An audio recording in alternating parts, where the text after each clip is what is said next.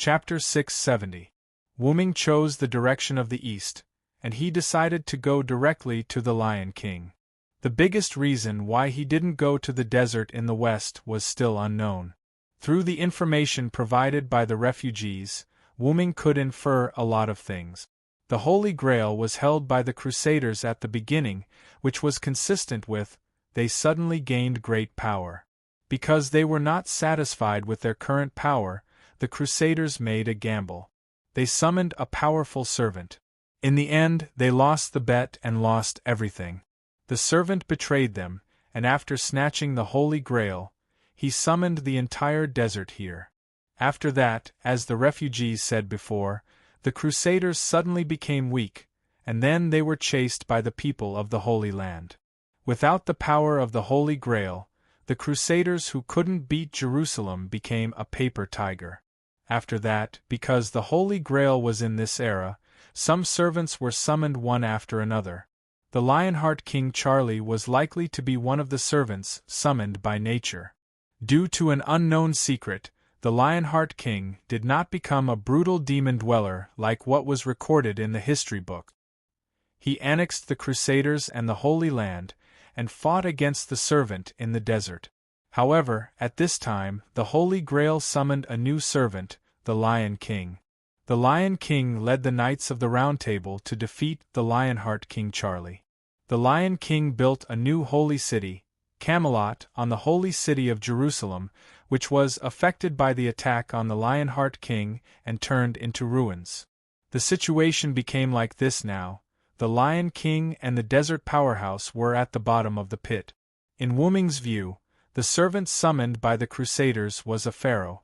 Wu-Ming could feel that the desert in the west was similar to the existence of an inherent enchantment, plus the ability to summon the entire desert was comparable to an inherent enchantment. Except for the pharaoh in Egypt, Wu-Ming really couldn't think of anyone else who could have such an abnormal ability.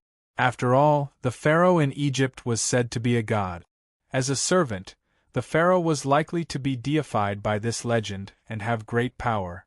The other party's information was completely unknown, and because of the enchantment, even if Wu-Ming entered the desert, he could not effectively find Gadotsi. In short, Wu-Ming was not prepared to get into trouble before he figured out who the owner of the desert was.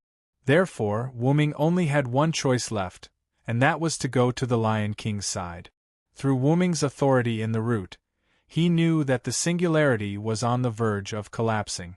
If he continued to walk in a certain direction, he would find that there was no path left. This singularity was starting to break away from the timeline. It was like the singularity of the American continent. Beyond the singularity was a void. However, the final outcome of this singularity could be even worse. Compared to the American continent, which would become a new space independent of the timeline, this singularity would eventually collapse completely. The reason why the collapse of the human race in this singularity was so severe was actually because of the desert and the new holy city. The desert had the same effect as the fixed boundary. The fixed boundary interfered with the real world with a time limit, while the desert interfered with the real world without a time limit. The interference with the world had accelerated the collapse of the singularity. But even so, the singularity shouldn't have collapsed to this extent. So, the only reason left was the Lion King. Although Wu-Ming did not get much information from the route, the collapse of the singularity still pointed to the Lion King. If I want to save this singularity, Tachika and the others will definitely go there. After all, if he wanted to restore humanity, he had to defeat the culprit who destroyed humanity. And now, the Lion King was the culprit. So, Wu-Ming decided to wait for Gadotsi to arrive at the Lion King's side. At the same time, Wu-Ming could also go and see what had happened to Artoria. Wu-Ming took off his magical armor and put on a tattered cloak that he created using a high-tier item. Because the armor was not a noble artifact, it was dispensable to Wu-Ming. So, Wu-Ming cancelled the armor. And this way, he could also hide Wu-Ming's identity as a Knight of the Round Table. Based on how the refugees treated the Knights of the Round Table, Wu-ming did not think that the Knights of the Round Table were very popular here. Just like that, Wu-ming pretended to be a refugee who wanted to go to the new holy city for the Holy Ascension. Stepping on the ground, Wu-ming walked toward the holy city step by step. However, the scenery along the way made Wu-ming frown. Along the way, although the surroundings were not as deserted as the place where Wu-ming had just arrived, the land that Wu-ming saw along the way was not much better. As if it had experienced a natural disaster, many places on the ground were cracked. The lack of water made Wu-ming unable to see any flowers or trees at all, except for a large piece of bare land. Wu-ming occasionally came across places that looked like villages, but there were still no signs of life there, which disappointed Wu-ming. None of the simple mud houses were intact. Basically, they were all so damaged that they were uninhabitable. There were no traces of human habitation around these houses. It was as if they had been abandoned for 100 years. There were some villages that seemed to have only been abandoned for a short period of time, but there were still no signs of life. I hope it's just my bad luck. Wu-ming comforted himself. Wu-ming felt uneasy that he could not meet anyone. If the humans in this singularity disappeared, it basically meant that there was no hope. The reason why Chaldea could save humanity, apart from Chaldea's uniqueness, was that there were humans in the singularity. It was because of such a small spark that Chaldea could turn this small spark into a big fire and finally let the fire of humanity envelop the entire Earth. Apart from the humans, at the beginning, Wu-ming didn't encounter any other living beings along the way. He didn't even see any living plants. Wu-ming did encounter a lot of monster-like beasts, but when they attacked Wu-ming, they were all killed by Wu-ming. Other than that, Wu-ming also found some mysterious craters. The craters were of different sizes. The largest had a diameter of a few kilometers, and the smallest had a diameter of tens of meters. These craters looked like meteorite craters, and there were traces of burns left behind. But how could there be so many meteorites falling? Standing at the edge of a crater, Wu-ming half-squatted and touched the ground of the crater. If it's Lily, she really does have a relic that can create such a crater, the legendary weapon, the anchor that connected the two sides of the world, the Holy Lance Lungaminiad. If it had been a legendary weapon, it would have been possible to create so many holes of different sizes. But why would Lily use the Holy Lance so often? Wu-ming wondered. Could it be that Artoria wanted to loosen the soil? How could that be? Wait! Wu-ming suddenly thought of an unbelievable idea. Then, Wu-ming ignored his hiding and flew up into the sky. Wu-ming flew to a high altitude and looked down. Then, Wu-ming's face changed.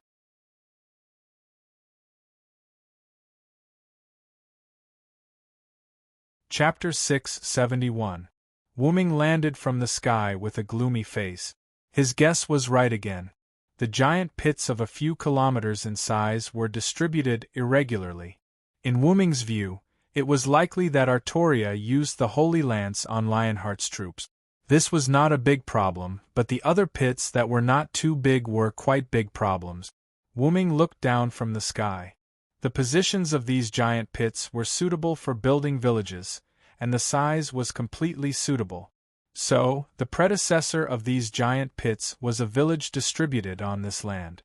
Because the Holy Lance continued to destroy the villages, the villagers who were lucky enough to survive had nowhere to go.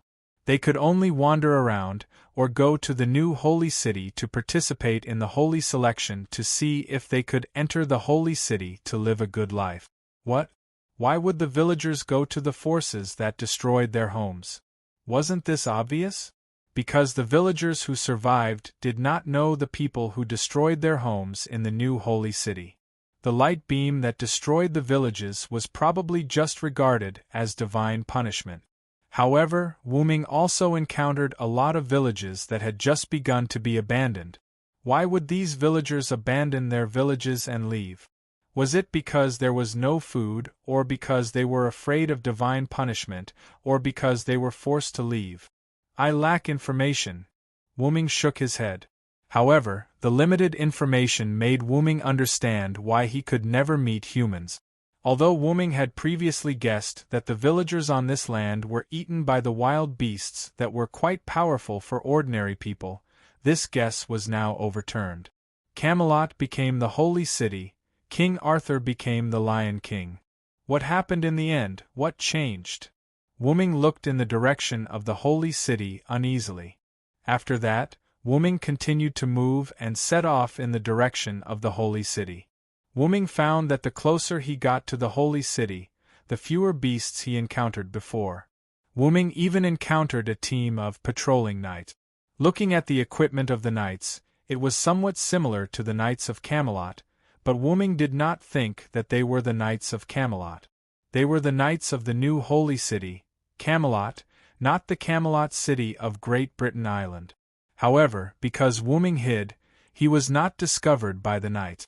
Wu-ming was now more and more suspicious of the new holy city, so he decided to hide and see the situation first.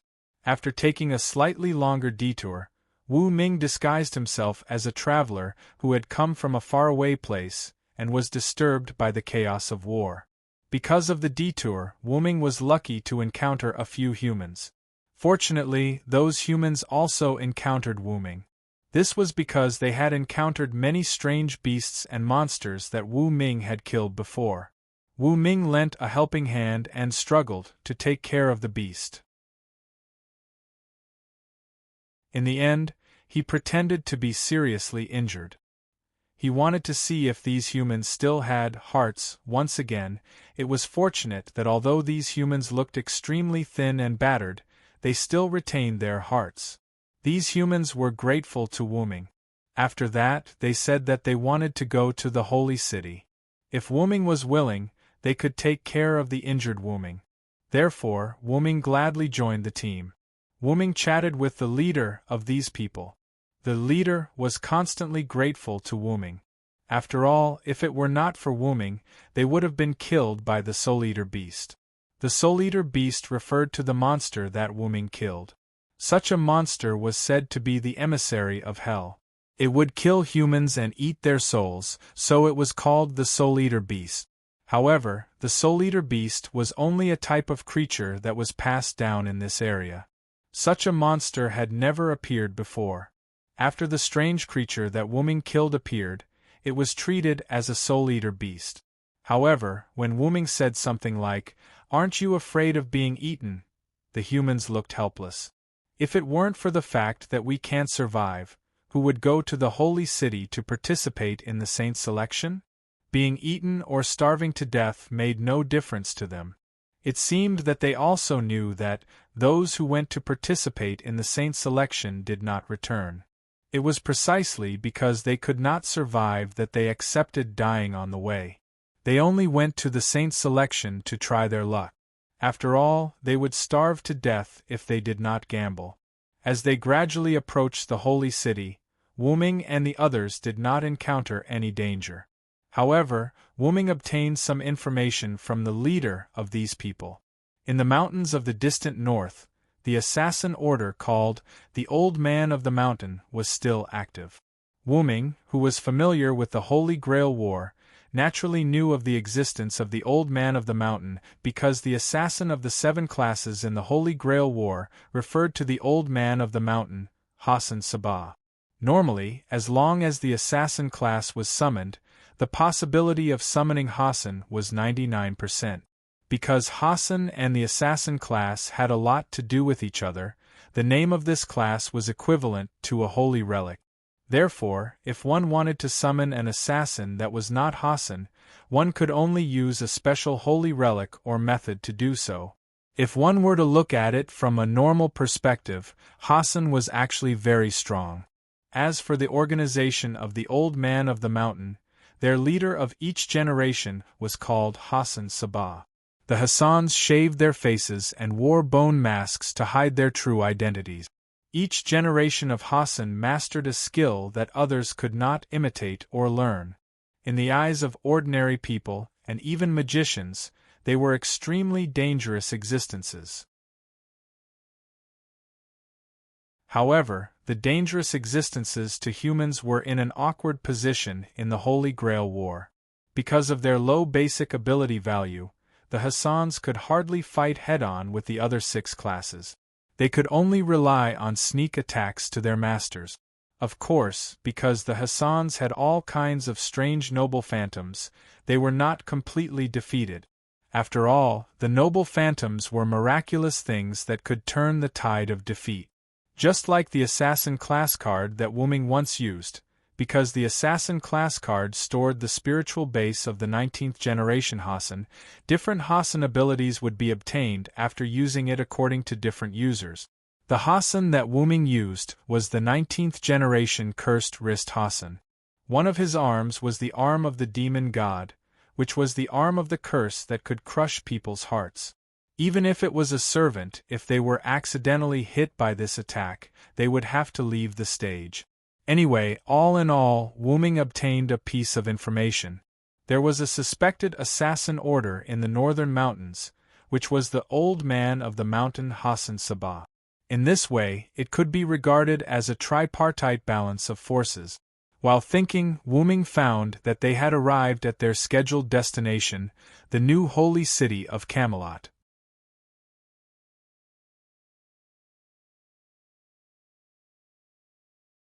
Chapter 672.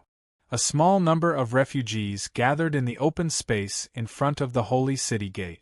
There were about 100 or 200 of them. Among these 200 people, some of them had thin cloth placed beside them. Those were their beds. It seemed that many people had arrived here in advance, and it seemed that they had been living here for a long time. Fortunately, this place had become a singularity, and it was not so cold at night. Otherwise, these people would have frozen to death with just the thin cloth. However, Wuming was now thinking about one thing. Was he going to freeze here too? However, the heavens once again favored Wuming. The gate of the holy city opened.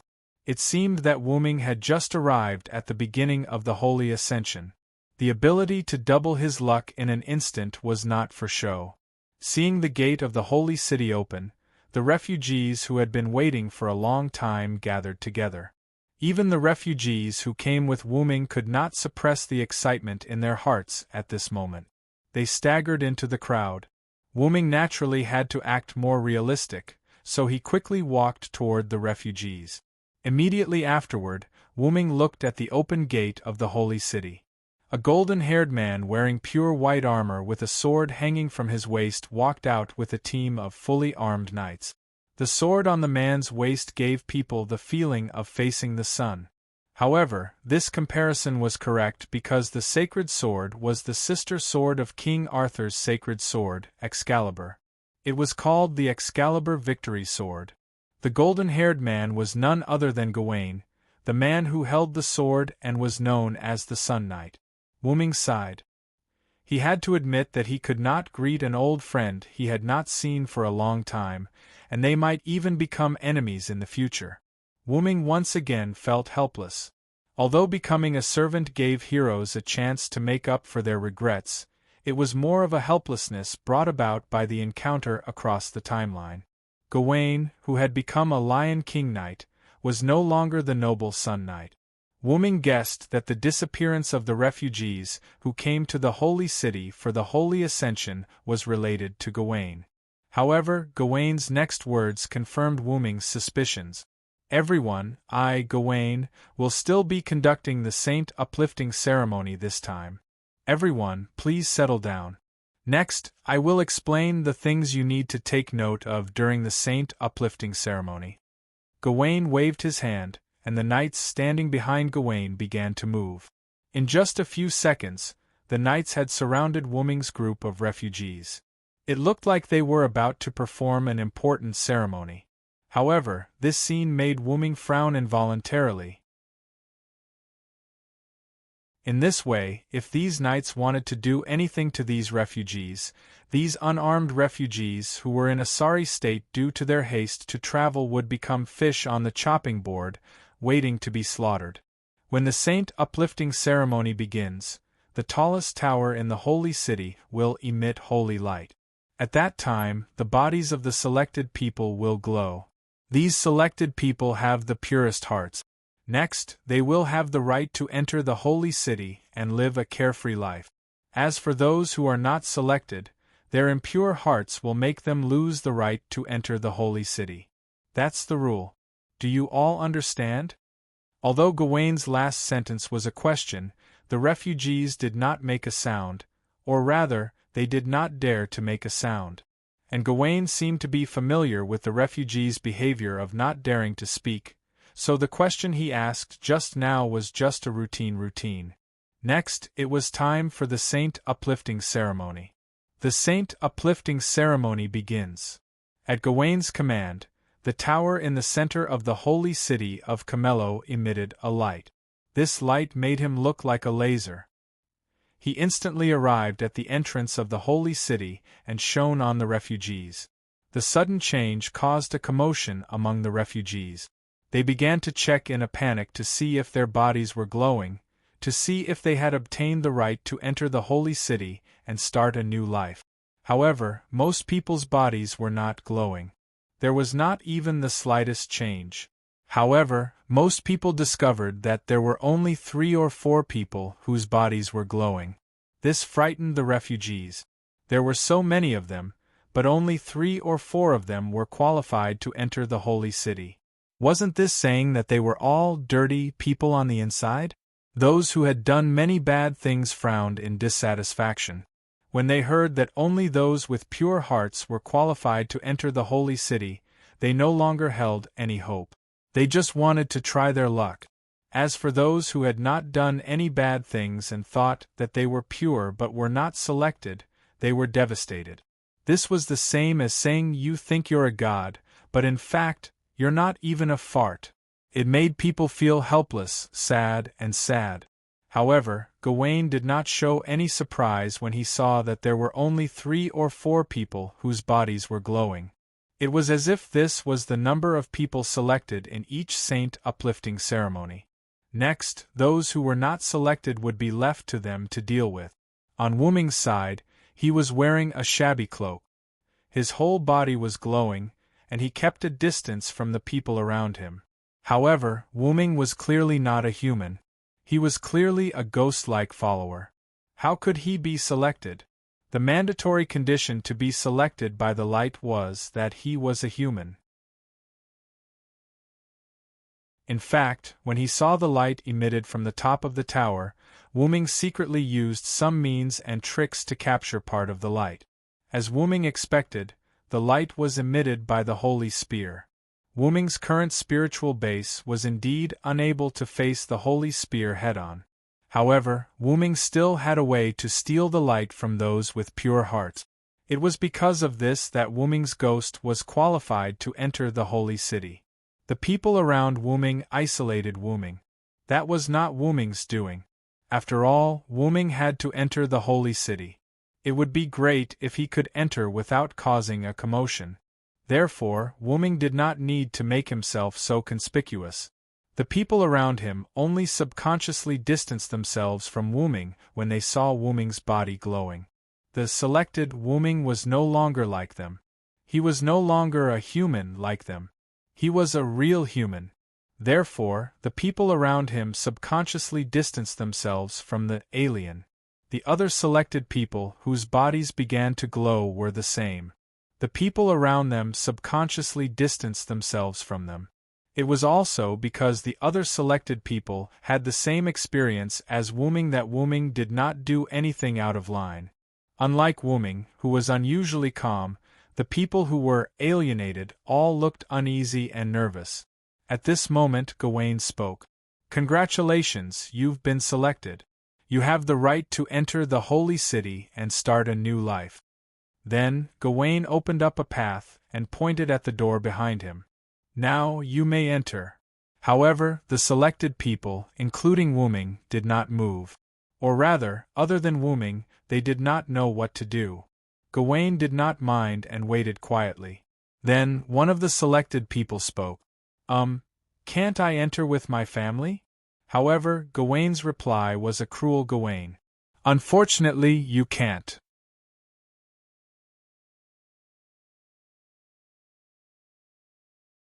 Chapter 673. Those who aren't chosen aren't qualified to enter the holy city. Also, as you can see, your family left you when you were chosen. You don't have to think about them at all. Go to the holy city and live the happy life you deserve, Gao Wenshao explained to the person who asked the question with both reason and emotion. However, that person still couldn't bear it and couldn't make a decision. On the other hand, the other people who were chosen didn't hesitate and strode toward the gate of the holy city. Wu Ming looked at the person who was still hesitating with interest. This person was the leader, who had accompanied Wu Ming all the way here and talked to Wu Ming. His family, who were the people who came with Wu Ming, lowered their heads and didn't dare to look at their chosen relative. These people felt guilty because they subconsciously retreated just now. After hesitating for a while, the chosen person sighed helplessly and walked toward the gate of the holy city. Finally, Gawain looked at the last chosen person who didn't move. It was Wu Ming, who was wearing a tattered cloak and whose face couldn't be seen clearly. Then, why don't you go in? Gawain asked. Upon hearing Gawain's words, Wu Ming walked toward Gawain step by step. When the surrounding refugees saw Wu Ming walking toward Gawain, they consciously made way for him. Gawain didn't stop Wu Ming in any way. The chosen people were precious, and they were all worth waiting for. In the end, Wu Ming came in front of Gawain, while the refugees came behind Wu Ming. I have a question, Wu Ming said to Gawain in a slightly different voice. Gawain frowned. He listened to this person's voice and looked at this figure. He felt that this person was somewhat familiar. Please speak. However, no matter what, this person was a chosen person with a pure heart. Even Gawain, who had become extremely dirty now, wouldn't ignore the voices of these pure hearts just because his body and soul were impure. This was because all of this was the king's orders. If I go in, what will happen to the rest of the people? Wu Ming finally asked the crucial question. Gawain frowned and said helplessly, the knights will be killed. The Knights of Solemnity will kill them all.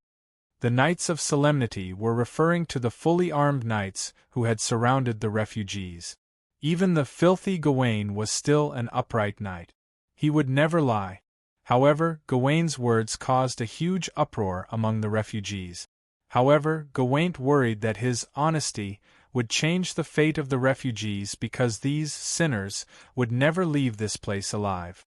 After the holy purification, those who weren't chosen were sinners. Gawain's orders, and he only had to carry out the orders. Why? Wu Ming continued asking. However, this time Wu Ming used his own voice. Are you finally responding to the king's order? Gawain was taken aback.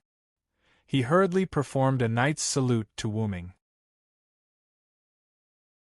This left the Knights of Solemnity at a loss. They didn't understand why Sir Gawain was so respectful to this person. Although the chosen ones were worthy of respect, there was no need to be so respectful. The refugees were also interested in Wu Ming, who was suddenly respected by Gawain. However, it seemed like they should be thinking about how to escape from the encirclement of the Knights of Solemnity. After all, to these sinners, staying alive was the most important thing. I'm not responding to the king. I'm responding to the fated one of the heroic spirits, the last master of mankind, Tachika Fujimaru of Chaldea. Wu Ming calmly retorted Gawain. Then, are you also preparing to rebel against the king, Sir Villo? Gawain's tone was still very respectful even though he was questioning Gawain. The word also made Wu Ming frown. It seemed like there was an unknown past behind this. However, Wu Ming didn't answer his question. Let's make a bet, Gawain, Wu Ming said with a smile. If I win, I'll let them leave. If I lose, I'll kill them with my own hands. Then, I'll follow you to meet the king and pledge my loyalty to her again. Gawain straightened his body and looked at Wu Ming with an "I'm very upright" expression. You know, Sir Villo, knights don't gamble. However, back in Camelot, whenever Wu Ming wanted to make a bet with someone for fun, Gawain would always look eager to try. But in order to get you back on the right path, I'm willing to make a bet with you." Gawain looked like he was going to die a martyr's death. This moved the knights who didn't know what was going on. However, these knights probably didn't even know what the bet was. However, Wuming smiled proudly. "Aren't you going to ask me what the bet is, Gawain? For the king, no matter what you want to bet with me, I'll agree to it." Gawain shook his head.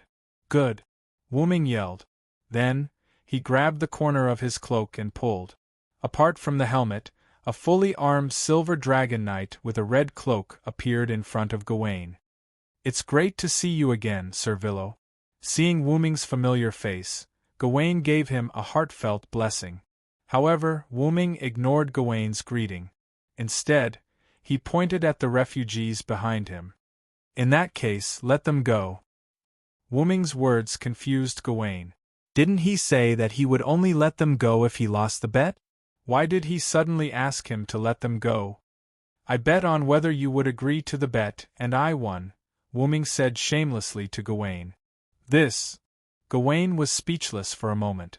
However, he had forgotten that back in Camelot, as a knight, Silent Cry was good at everything, but sometimes he would act a little shamelessly, especially when he made a bet with others, and it was the kind that made people unable to refute.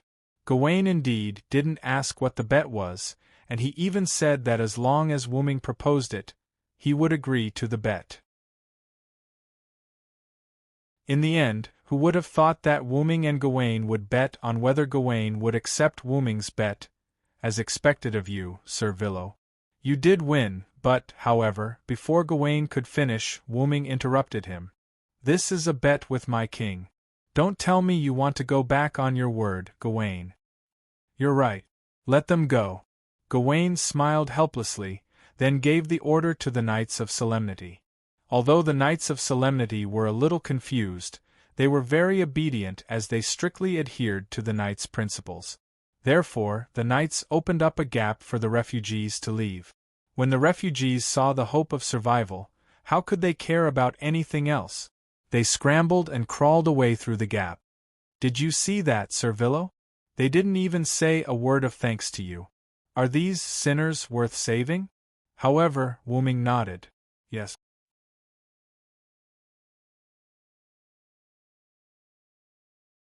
Chapter 674. In the beginning, Wuming's goal was to help Gudatsi save the Singularity. But when Wuming learned that the Lion King in this Singularity was no longer the Artoria he knew, Wuming decided that he must come and see what happened to Artoria. The reason why Wuming captured the beam of Holy Selection Light was to make it easier for him to sneak into the city. However, Wuming guessed what Gawain was going to do next. Coincidentally, although Wuming was not a saint, Wuming was not the kind of person who would leave someone in the lurch. Moreover, this was also to save the Singularity. If he wanted to ensure that the Singularity could be successfully saved, there had to be humans in the Singularity, not to mention that the Singularity had already begun to collapse. The more humans there were, the more advantageous it would be for the Singularity that had already begun to collapse. After all, this way, the Singularity's collapse would be delayed, and Gudatsi and the others would have more time. Therefore, Wuming chose to expose himself and let the refugees escape. Although he did not know if the refugees could find a safe place, their fates were no longer in Wuming's hands. Whether it was a blessing or a curse, it was up to fate. However, Gawain shook his head at Wuming, who nodded in affirmation. "Sir Villo, even if I let those refugees go, they might not be able to leave alive. They might be eaten by those beasts. You must know that there are more mutated beasts in the wild here than just the soul-eating beast." As the Lion King's close vassal, Gawain knew some secret. The Solemn Knights had the ability to completely eliminate the surrounding beasts, but Egwene deliberately ordered the Solemn Knights not to take action. His purpose was to keep the beasts and clean up the extra, dirty humans. Because there were too many humans in this Singularity, and there were not many humans who could be chosen by the Holy Lance, Egwene kept the wild beasts and let them clean up the humans. Everything was for the king's sake, so Gawain, who knew the truth, did not object. If the refugees encountered wild beasts, there would definitely be casualties. If they were not careful, they might even be wiped out. Don't think that they would be able to leave safely just because they were able to reach the holy city. Gawain was certain that the total number of people who had come to the holy city for the saint's selection was definitely more than 100 or 200. So where did the rest go? If they weren't eaten by wild beasts, they would die on the way due to various reasons such as hunger and fatigue. These people who were able to participate in the saint's selection had come to the holy city through the sacrifice of others. Of course, there were also people who were lucky, such as the few people who met Wu Ming. They didn't encounter any danger along the way. After encountering danger, they met Wu Ming, so they arrived here safely. Therefore, even if Gawain spared those 200 people, they might not be able to leave alive. Moreover, if I report the news of the refugees leaving, Minister Ajagu will definitely send Minister Drizzt or Minister Mordred after them. Don't ask Gawain why he knew. In the past, there were many people who escaped, and those people were killed by Drizzt or Mordred. However, when Wu Ming heard Gawain's words, he couldn't help but frown. What did you just say? Why is Ajagu the one who gave the order? Where is the king? Ever since we defeated Lionheart, the king has been sleeping. But don't worry, the king chose to sleep to replenish his mana. Gawain was afraid that Wu Ming was worried that something had happened to Artoria, so he patiently answered. That was indeed the case. After hearing Gawain's words, Wu Ming's furrowed brows relaxed. If that was the case, then there was nothing that could be done. Compared to being a general, Ajagu was actually more suited to be a civil official. When Artoria or Wu Ming were not in Camelot, he was always conscientious and meticulous in giving the correct orders. Even though Agrippa's orders were so strict that they couldn't be more strict, even impartial couldn't fully describe Agrippin. In addition, Ager Regulus almost never smiled, which led to his nickname of Iron Ager Regulus. However, Wu Ming was once again worried. With Ajagu's loyalty to Artoria, he naturally wouldn't harm her, but he wasn't so kind to others. It could be said that if he had to choose between Artoria and the Knights of the Round Table, and only one of them could survive, Ajagu would abandon the Knights of the Round Table without hesitation and choose Artoria. In fact, he would even abandon himself when necessary. All of this was for the sake of the king. Wu Ming, who was familiar with almost everyone in the Knights of the Round Table, was sure that Ajagu was more loyal to Artoria than anyone else. This guy was definitely a diehard fan. Of course, if it was back in Camelot, it wouldn't be a problem. However, this was not Great Nightingale Island, nor was it Camelot on Great Nightingale Island. This was the new holy city built on the ruins of the holy city of Jerusalem. Wu Ming finally understood why the refugees were so afraid of Wu Ming's identity as a Knight of the Round Table. Ajagu was probably the reason. Artoria rarely dealt with political affairs due to her deep sleep, and Ajagu, who handled things for Artoria, was incomparably strict. Everything he was doing now was probably for the sake of the holy baptism, and the holy baptism was probably Artoria's order.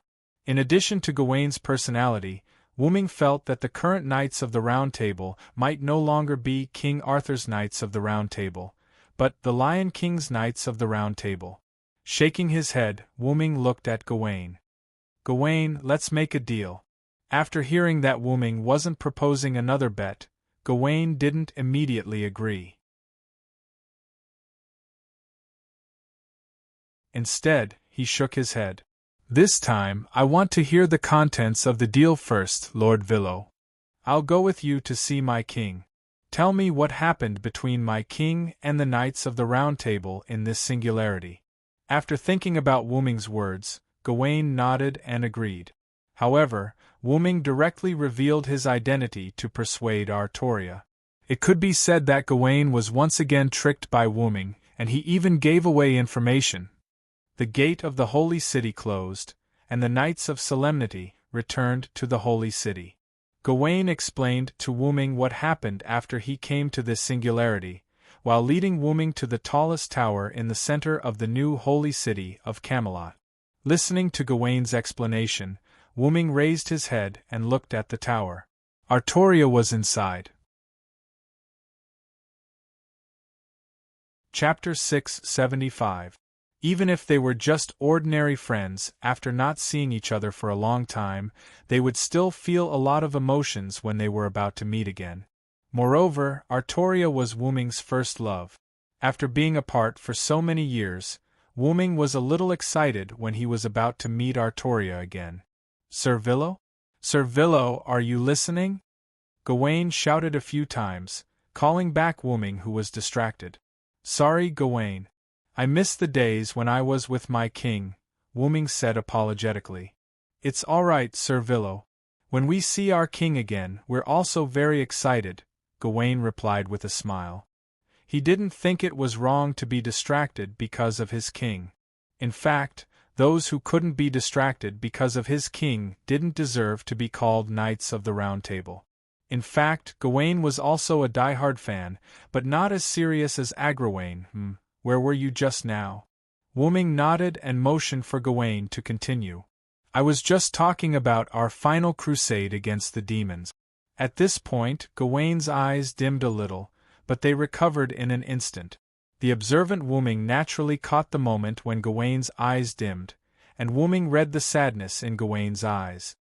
Although the demons were very strong, there was no enemy that our king and the Knights of the Round Table couldn't defeat. We successfully killed the Lionheart King. Who sacrificed themselves? Gaholis or Gareth? Wooming asked directly after Gawain finished speaking. This made Wooming look very cruel at the moment. Both Gareth and Gaholis were Gawain's family. It was Gareth. Gawain was silent for a few seconds before answering Wooming. "That little girl," Wooming said calmly. "I remember that she worships me and Lancelot a lot. To be honest, I still want to meet her. Back in Camelot, she gave me a lot of gifts," Wooming said as if he was reminiscing. Wooming did not pity Gareth because that would be an insult to a knight. "I killed her with my own hands," Gawain suddenly said. Wooming was stunned and turned to look at Gawain. What the hell is going on? He thought that Gareth had died in battle, but the result surprised Wooming. But now that he thought about it, there were many loopholes in Gawain's word. Although Gawain said that most of the knights had died in the battle against the Lionheart King's army, powerful knights like Guy, Percival, and Lamarck shouldn't have died so easily. "You lied, didn't you, Gawain?" Wooming looked at Gawain solemnly. "I'm sorry, Lord Villo. I just didn't want you to see our dirty side." Gawain saluted Wooming apologetically. "I've already seen how dirty you are in front of the city gate. There's no need to hide it." Wooming was a little angry. "Tell me the truth." After Wooming finished, Gawain nodded and started from the beginning again. After the Lionheart King descended to this singularity, she summoned most of the Knights of the Round Table by herself. Except for 3 knights who did not accept the summons, basically all the Knights of the Round Table were present. Wooming was not surprised that the Knights of the Round Table were not present. After all, he and Galahad, who possessed Matthew, could not respond to the king's summons. But who else did not accept the king's summons?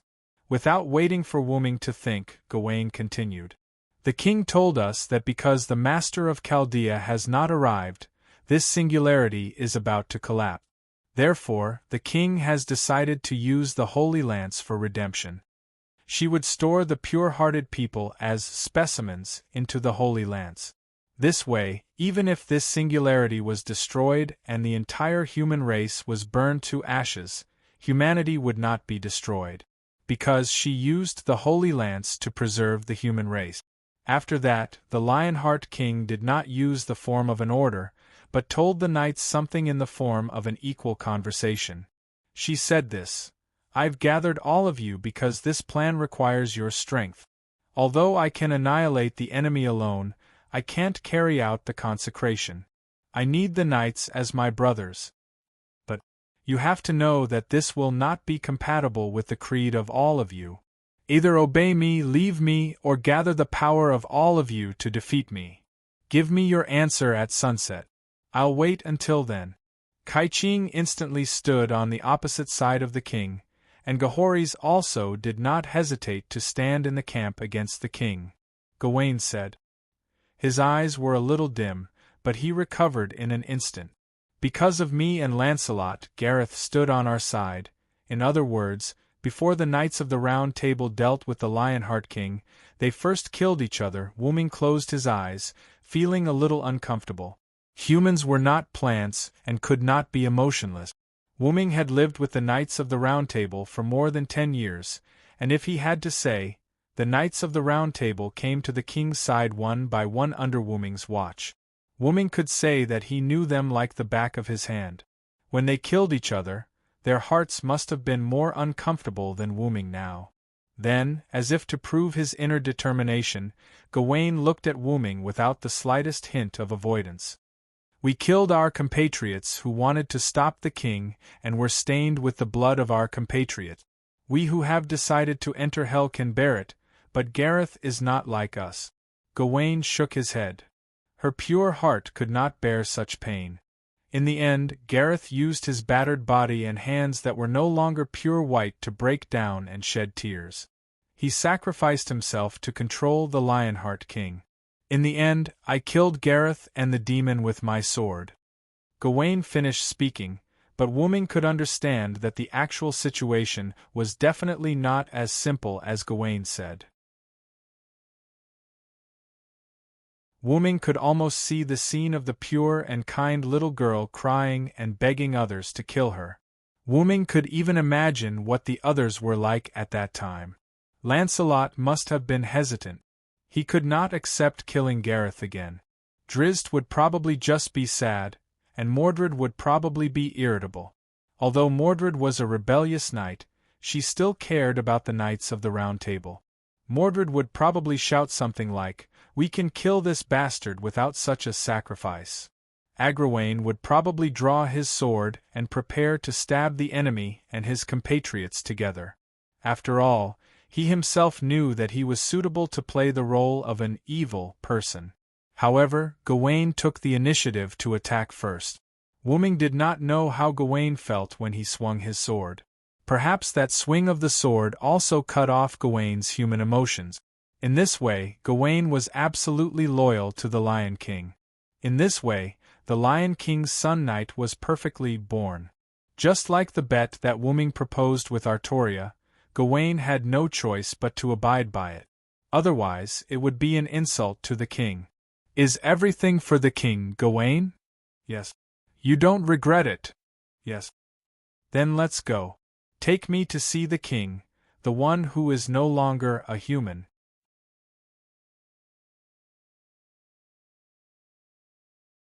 Chapter 676. After entering the tower and passing through a corridor guarded by knights, Wuming and Gawain arrived at a magnificent door. "Sir Villo, please take a rest inside. I'll gather the other Knights of the Round Table in the Holy City." Gawain bowed to Wuming. Although Wuming's words seemed to be hostile toward the Lion King, Gawain would still respect Wuming as long as their relationship was not completely broken. How many knights are not in the Holy City? Wuming looked at the magnificent door, and asked Gawain without looking back. Only 2. Lancelot and Mordred are knights of the guerrilla force. They're both outside at the moment. Culistan is the one on standby in the city. Egwene is in charge of things in Steward Wang's place. I'm in charge of guarding the city gate. Wuming only asked who was not in the city, but Gawain answered all of them. However, the answer disappointed Wuming. So there were only a few knights left Wuming's side. No need to gather them. I only want to see the Lion King. Wuming shook his head. And after meeting the Lion King, there was no way to know whether they were friends or foes. Wuming was also grateful that Gawain had told Wuming about them. After all, if they became enemies in the end, this information would be very beneficial to Wuming. "Yes, please help yourself." Gawain bowed to Wuming and left. After all, his duty was to guard the city gate. Although it was unlikely that there would be an enemy attack, he still had to fulfill his duty. Seeing that Gawain had left, Wuming did not hesitate and pushed the door open. He decided that the moment he saw Artoria, he would give her a good scolding. "Sir Villo!" Accompanied by a joyful cry, a delicate body instantly pounced into Wuming's arms. Wuming subconsciously hugged the person who had thrown herself into his arms. Then, he took a closer look. She was a beautiful lady with fair skin and golden curly hair. "Guinevere? Why are you here?" That's right, the one who jumped into Wuming's arms was Guinevere, who had admired Wuming for a long time but couldn't be with him because of King Arthur. However, Guinevere did not answer Wuming. Instead, he hugged Wuming tightly and murmured, "Lord Villo, Guinevere misses you so much." Wuming didn't say anything else. He removed his armor and hugged Guinevere. Both of them enjoyed this moment of peace. Gradually, Guinevere stopped moving. Wuming took a closer look and saw that Guinevere had fallen asleep. "It must have been hard for you." Wuming touched Guinevere's cheek tenderly. Wu Ming had already experienced from Mai Fu how uncomfortable the feeling of not being able to be with the person he liked was. Not only Maeve, but Wuming also decided to give Artoria and Guinevere an answer. Wuming closed the door with his telekinesis and gently picked up the sleeping Guinevere. Then, he began to look around the room. Wuming wanted to see if there was a bed or something similar for Guinevere to rest. Coincidentally, this place seemed to be a bedroom. Is this Guinevere's bedroom? Then why did Gawain bring me here? Immediately after, Wuming suddenly recalled Gawain's smiling face. Wuming finally understood what Gawain meant by rest. That shouldn't be the case. My relationship with Guinevere shouldn't have been exposed. No, that's not right. There's nothing going on between Guinevere and me. Wuming quickly shook his head. Although the two of them had feelings for each other, they didn't do anything out of line until Wuming left. So how did Gawain know? Wuming shook his head. It didn't matter how he found out. He would find out later anyway. Wuming put Guinevere on the bed. But when he got up, Wuming found Guinevere clutching his arm tightly. After a helpless and doting sigh, Wuming sat down beside Guinevere's bed and let Guinevere hold his arm. Since he had nothing to do, Wuming began to meditate. Although meditation didn't have much effect on Wu Ming, it was still the accumulation of water that could penetrate a stone. After a while, Guinevere woke up. When he saw himself clutching Wuming's arm tightly, Guinevere was startled. "Sir Villo, I'm really sorry. I fell asleep." Guinevere immediately let go of Wuming's arm and stood up to apologize to Wuming. Wuming opened his eyes and turned to look at Guinevere, who sat up. "Don't mind it, Guinevere. After all, I also saw a painting of a sleeping beauty." Wuming's praise made Guinevere blush. Guinevere didn't dare to look at Wuming. "Speaking of which, did you ask Gawain to bring me here?" Wuming asked Guinevere. Guinevere was taken aback. He looked at Wuming with a sweet smile. "As expected of Sir Villo. That's right. I asked Gao Wenqing to bring Sir Villo here." Although Wuming was puzzled by Gawain's actions, Wuming wasn't stupid. He understood after thinking about it carefully. Guinevere pounced on Wuming the moment he entered the door. If Gawain didn't know about the relationship between Wuming and Guinevere, then Gawain must have received someone's orders to bring Wuming here. "I've already told Gao Wenqing that if Lord Varen comes here, he must bring him to me first. Furthermore, I've given this order to Gao Wenqing on behalf of my king." Then, Guinevere seemed to have thought of something and happily held on to Wuming's arm. After all, the king missed his subjects whom he hadn't seen for a long time. It wasn't a problem for him to meet them in advance. This explained Gawain's strange expression. When Gawain was alive, the relationship between Wuming and Artoria was so good that it didn't seem like a relationship between a king and his subject. There is no Great Britain now, and the current king is very righteous. She allowed me to marry Sir Villo. Wuming was stunned. No matter how he thought about it, it didn't seem right. After all, Artoria was very strict about things like rules. Even if there was no Great Britain, she wouldn't allow her queen and her knight to be together. Otherwise, she wouldn't have chosen to execute Guinevere because of face. No, the current Artoria was no longer King Arthur. She was the Lion Queen that Wooming felt unfamiliar with. In other words, it wasn't strange that the current Artoria allowed Guinevere to be together. Guinevere, calm down. Listen to me. Wooming pulled Guinevere away from his arm, then pressed his hands on Guinevere's shoulders and looked into his eyes. I will give you and Lily an answer, but now isn't the time. Tell me what happened to the king. Guinevere was quite happy to hear that he would be given an answer, but when he heard Wooming ask what happened to Artoria, Guinevere's expression became helpless. The king is no longer human.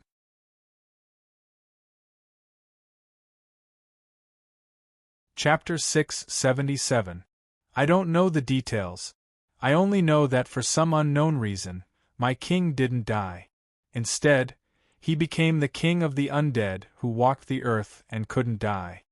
After all, Guinevere was Artoria's consort, so he had access to some things.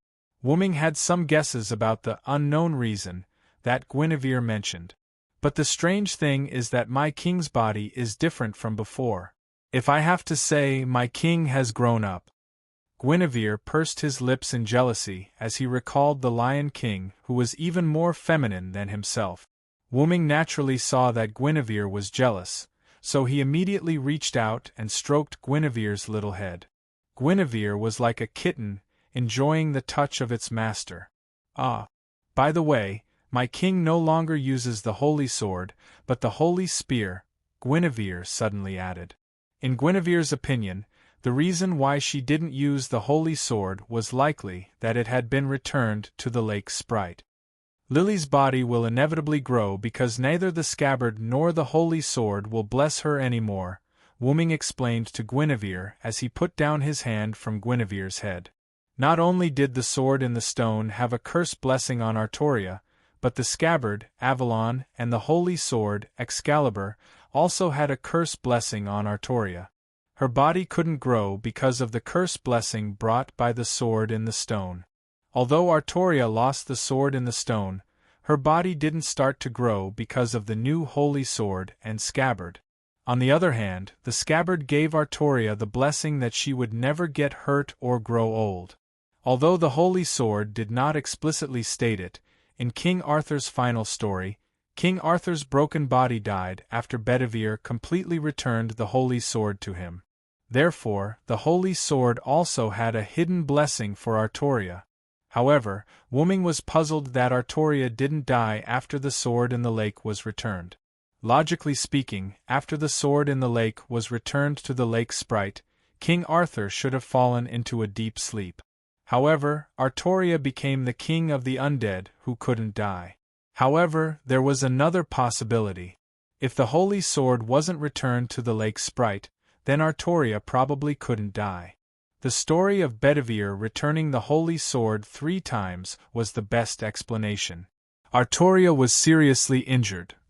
Even with the blood of the red dragon, she couldn't hold on until Bedivere returned the holy sword 3 times before she died. It was probably a blessing that was like a curse. As long as the sword was not returned, Artoria would not die. Guinevere, do you know who didn't respond to Lily's summon? Wooming became a little bit more serious. Guinevere thought carefully and looked at Wooming. I remember that only you, Sir Villo, Galahad, the son of Lancelot, and Bedivere, who witnessed the end of King Arthur, didn't respond to Her Majesty's summon. It's not strange that you didn't respond to Her Majesty's summon, but it's strange that Galahad and Bedivere didn't respond. Guinevere knew that Wooming's identity was special. However, it was strange that Galahad, who obtained the Holy Grail because of the purity of his soul, and Bedivere, who witnessed the end of King Arthur and was extremely loyal to King Arthur, didn't respond to Her Majesty's summon. While Guinevere was thinking, Wooming was also thinking. As expected, Wooming thought. If Bedivere didn't return the holy sword, then Artoria probably couldn't die. King Arthur, who couldn't die, picked up the holy spear and was summoned to this era. Due to some influence, he became the Lion King. If Bedivere didn't return the holy sword, then where did Bedivere go?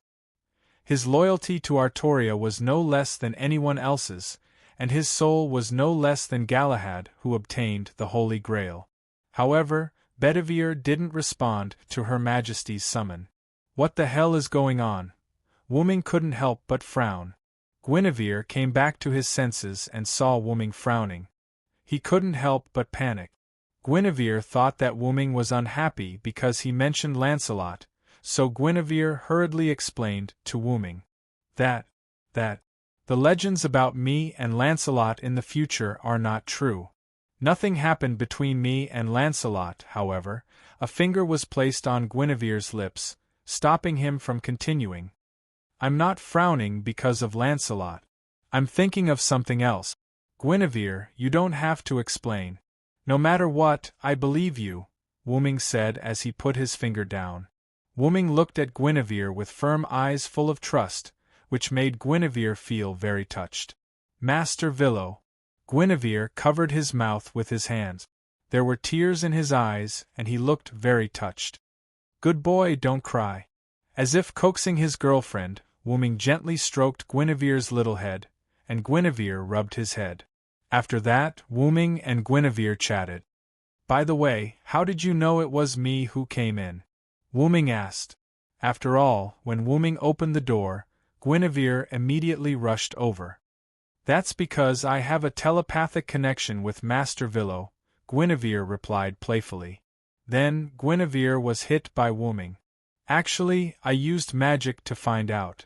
Guinevere covered his little head that was hit by Wuming and answered pitifully. Then, Guinevere took out a glowing compass-like gadget. Wuming took it and looked at it carefully. Wuming noticed that after he took the compass-like gadget, the gadget began to glow. Moreover, the compass-like gadget instantly pointed at him. So, this is a device you made to find me? Guinevere nodded honestly. After all, she was also a magician.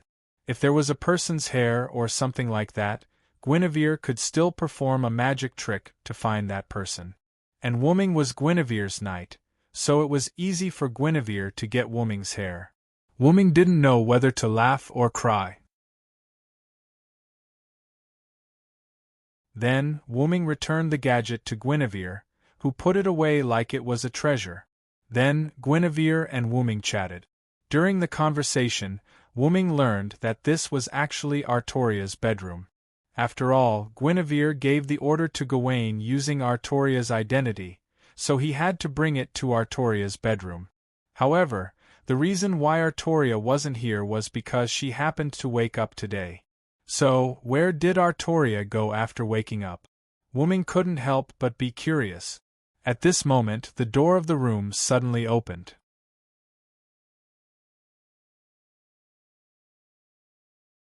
Chapter 678. A holy light that seemed to pierce through the sky penetrated the wall of the Lion King's bedroom, and it lasted for a long time. After a while, the beam of holy light was retracted, and a large hole appeared on the wall of the Lion King's bedroom. Gawain and Tristan, who were guarding the holy city, were also attracted by the holy light. My king, are you all right? Gawain stood respectfully outside the bedroom and greeted the Lion King who was in the bedroom. Tristan stood behind Gawain and respectfully stood without saying a word.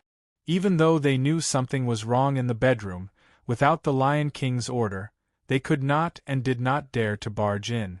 I'm fine. The Villo has just returned. I was a little excited and had a little competition with the Villo. You can leave now. Artoria's mature and convincing voice came from the bedroom. I see. The Villo has returned. Since the Villo is here, we will leave now. When Gawain said this, his voice was a little reluctant, but because it was the king's order, Gawain obeyed. How sad. I will leave now. Tristan, who did not say a word, said this at the end. After that, Gawain and Tristan left. In the room, Artoria was sitting on a throne with her legs crossed. Guinevere was sitting on the edge of the bed without saying a word. Wuming, He was now leaning on the wall with a large hole in it. "Lily, are you really going to kill me?" After using his spirit sense to detect that Egwene and Tristan had left, Wuming immediately spoke. "If you can die from that attack, it only proves that you are too weak," Artoria said seriously without any intention of apologizing. On the other hand, Guinevere, who was watching from the side, pouted. "It's all because the Villo is not romantic." Wuming was speechless. "Well, it is indeed my fault. Putting aside the fact that two women were fighting for your affection, if you suddenly got angry and said, 'It's okay, you can continue,' when they were frightened, anyone would be angry." Even Guinevere, who had always been obedient to Wuming, was slightly dissatisfied this time, let alone Artoria.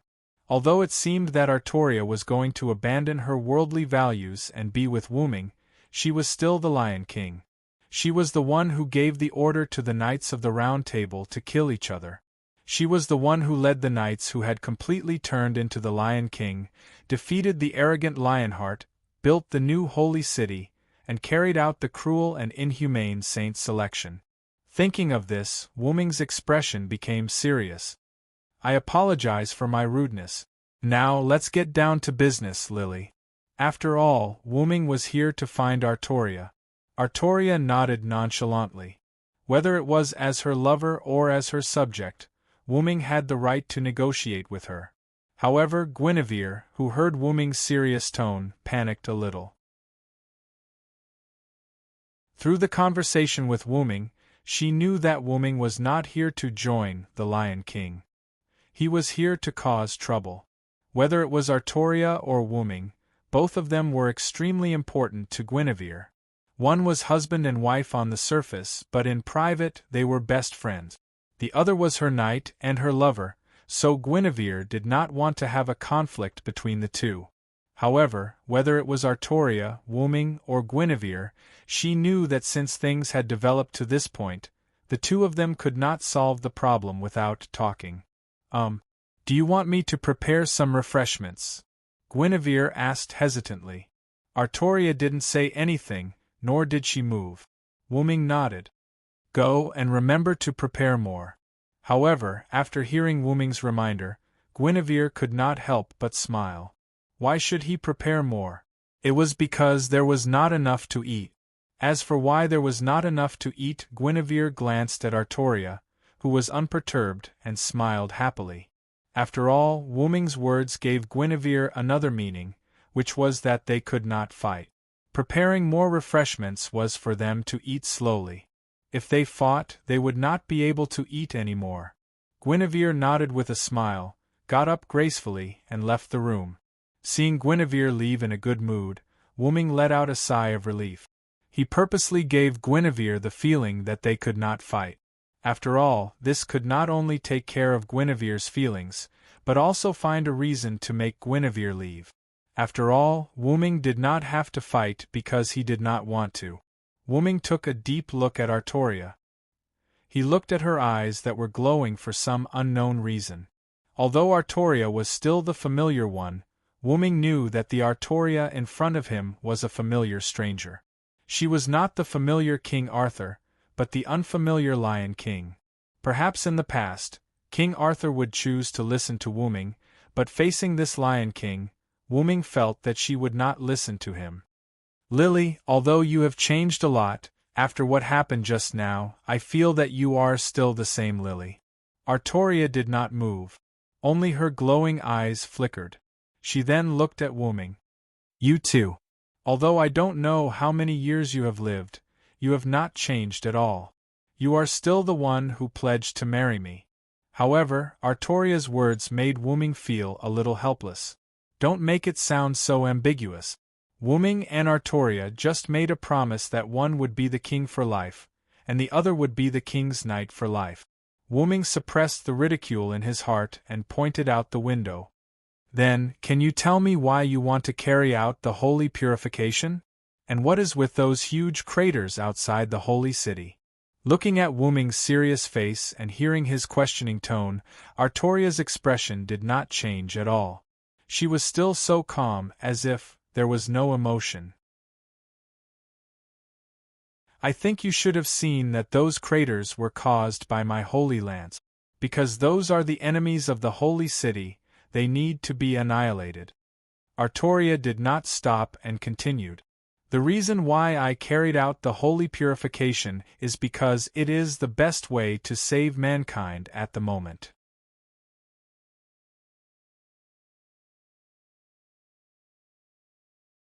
Chapter 679. Artoria pointed at the part of the wall behind Wu Ming that was missing because of the Holy Lance's attack. Because they were on top of the Holy City's tower, Wu Ming and Artoria could see the edge of the world from where they were standing. You should have noticed it as well, right? The edge of this world is constantly shrinking. In the end, the entire world will collapse. The best solution right now is to store humans with pure hearts into my holy spear. Only then can we ensure the existence and continuation of humanity. Then, why don't you cooperate with Chaldea? They have the ability to save this era. If it were you, you wouldn't hesitate to cooperate with them, right? Wu Ming asked in confusion. However, Artoria shook her head. They came too late. I can't leave the fate of the human race in their hands. If I did nothing but wait for their arrival, and if they deliberately got entangled in the first few months, this era would collapse, and the human race would be completely hopeless. Therefore, I made my choice. Moreover, the one who holds the Holy Grail is the King of the Desert in the West. From the moment I arrived in this world, I knew that he had the temple as a defense. I couldn't take him down before this era collapsed. Therefore, I chose to have a truce with him and take another path to save the human race, which is to carry out the Holy Ascension. But you abandoned the other people of this era, Wu Ming retorted instantly, and his tone was a little angry. And the humans you collected will become specimens. That can't be called the continuation of the human race at all. Wu Ming clenched his fist and slammed it on the wall behind him. A part of the wall that was already broken and disappeared was damaged again. Another part of the wall broke and fell down the tower. After that, Wu Ming walked in front of Artoria and looked at the goddess-like beauty. You have been affected by the Holy Lance for a long time. You are no longer a human, and you are no longer a specter. You have become a god that I don't like. You have been assimilated by the Holy Lance, Lungaminiad. Lungaminiad, the goddess. Artoria's eyes flickered slightly. Although it disappeared quickly, Wu Ming still caught it. When Wu Ming saw Artoria, he noticed that his half-god-slayer soul reacted to her. This meant that Artoria had become a god. The only way Wu Ming could imagine Artoria becoming a god was to be assimilated by Lungaminiad. After all, it was an anchor that connected the two sides of the world. It would be fine if someone like Wu Ming had it, but if it was just a king with the red dragon bloodline, he would inevitably be assimilated.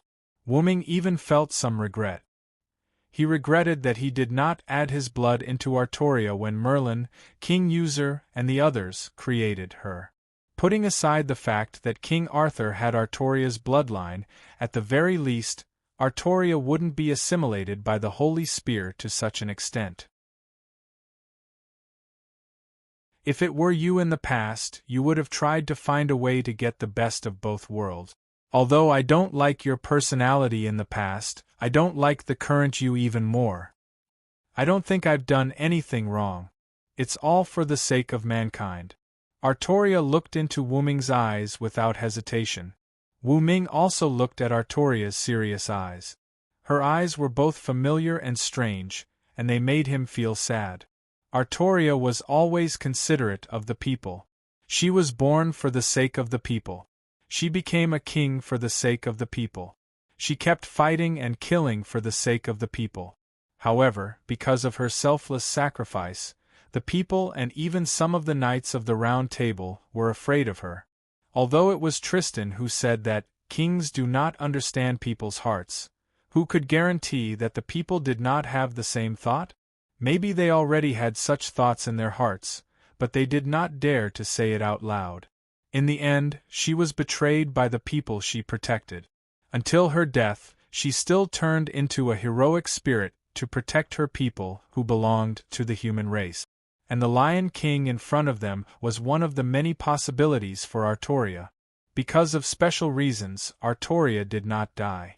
Instead, she picked up the Holy Lance. After receiving the Holy Lance, not only did her body develop quite well, but her heart also developed quite well. She was infinitely close to becoming a god. However, her main purpose was still to protect the human race. That was why she used such an extreme method. In Wu Ming's opinion, the reason why some of the Knights of the Round Table chose to stand against Artoria after she announced her decision was that they did not want their beloved king to continue making mistakes like this. The most obvious example was Kai. Kai was Artoria's sworn brother. Although he did not have much contact with Artoria because of Wu Ming, he and Artoria were sworn siblings after all. Because he knew Artoria well, Kai did not hesitate to stand against her. If Kai was still here, he would definitely say something like this. Since Lord Villo is not here, let me, your sworn brother, correct the king's mistake. However, Kai had already left. He was defeated by the Knights of the Round Table who stood on Artoria's side. Most of the Knights of the Round Table who chose to stand on Artoria's side wanted to show their loyalty to the king. Lancelot, Tristan, Agravain, and Gawain were all loyal to the king. Because he was the cause of the destruction of half of Camelot, Lancelot felt guilty toward Artoria. Tristan also felt guilty because he was the first to speak. Argervin had always been foolishly loyal to Artoria. Gawain also felt guilty, because the destruction of Camelot could be considered to have been caused by his obsession. Unlike the Knights of the Round Table, who stood on the opposite side of Artoria, these Knights of the Round Table did not care about the king's right or wrong. They just wanted to show their loyalty as the king's knights. The Knights of the Round Table, who stood on the opposite side of the king, were also loyal to the king. However, they did not want to be blindly loyal. They did not want to see the king go astray, so they stood on the opposite side of the king. So, are you going to stop me, just like Kai and the others? Artoria sat and looked up at Wu Ming, who was standing in front of her. The atmosphere suddenly became tense. Gotcha! The sound of the door opening could be heard. Guinevere walked in with a small cart used for serving food. I've prepared the snacks. However, when he saw the tense atmosphere between Artoria and Wu Ming, Guinevere was scared speechless. Are you guys okay? Guinevere forced a smile.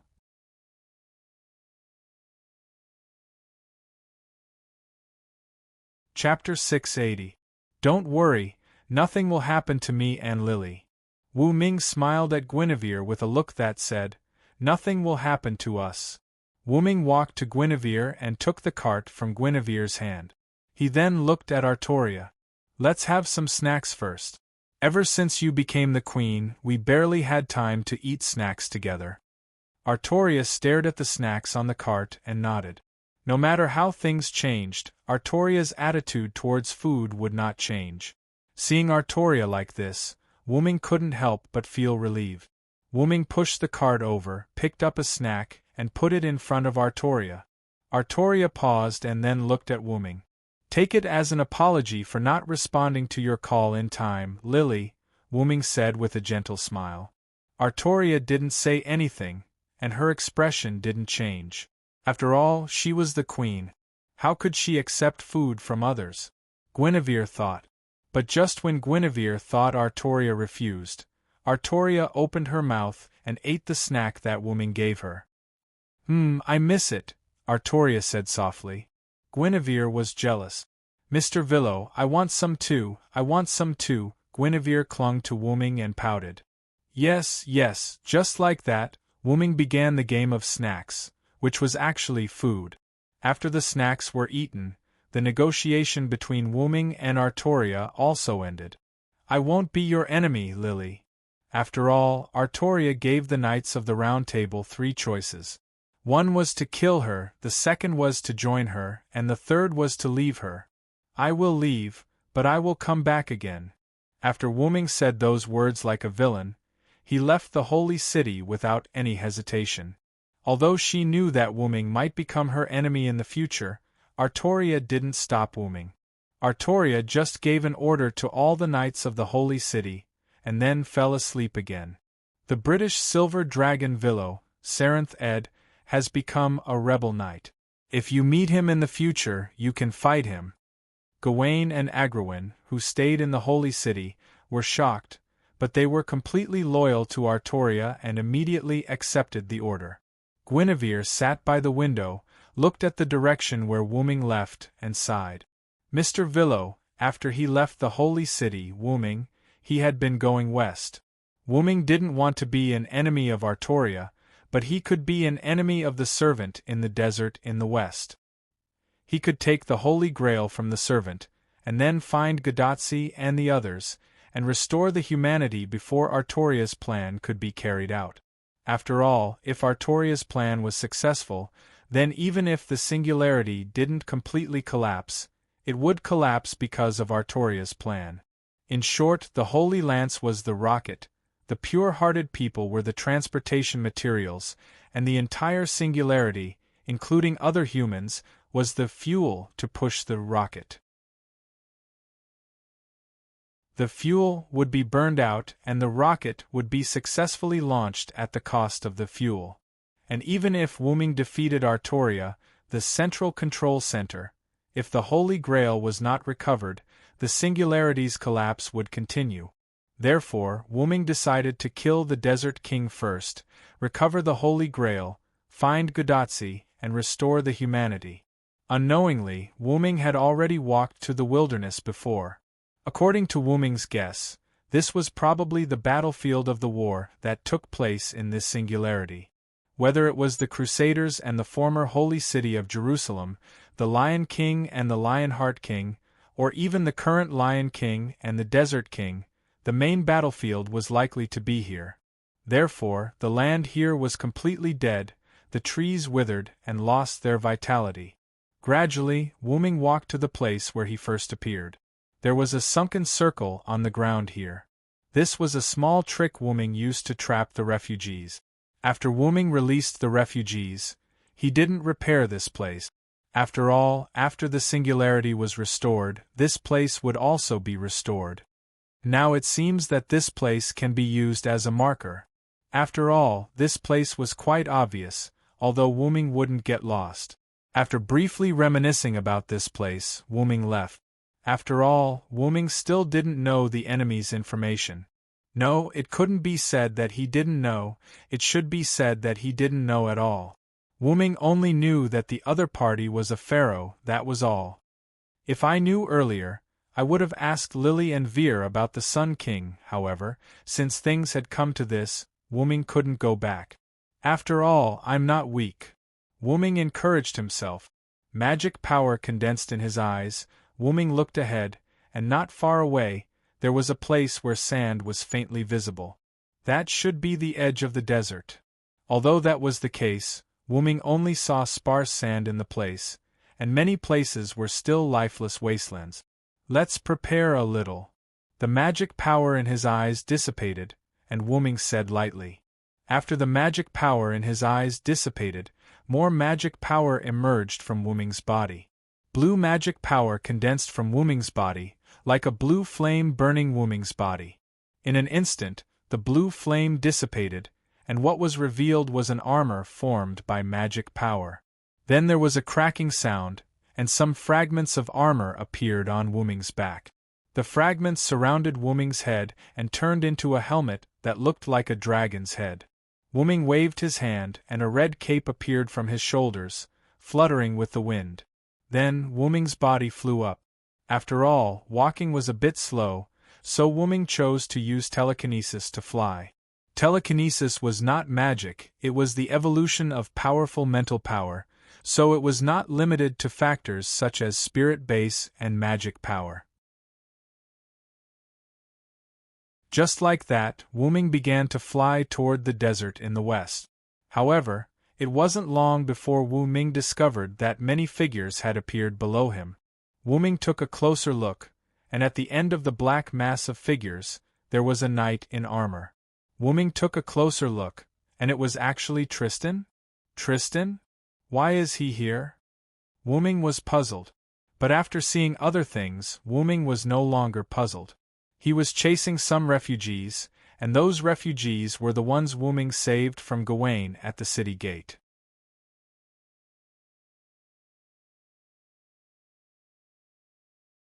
Chapter 681.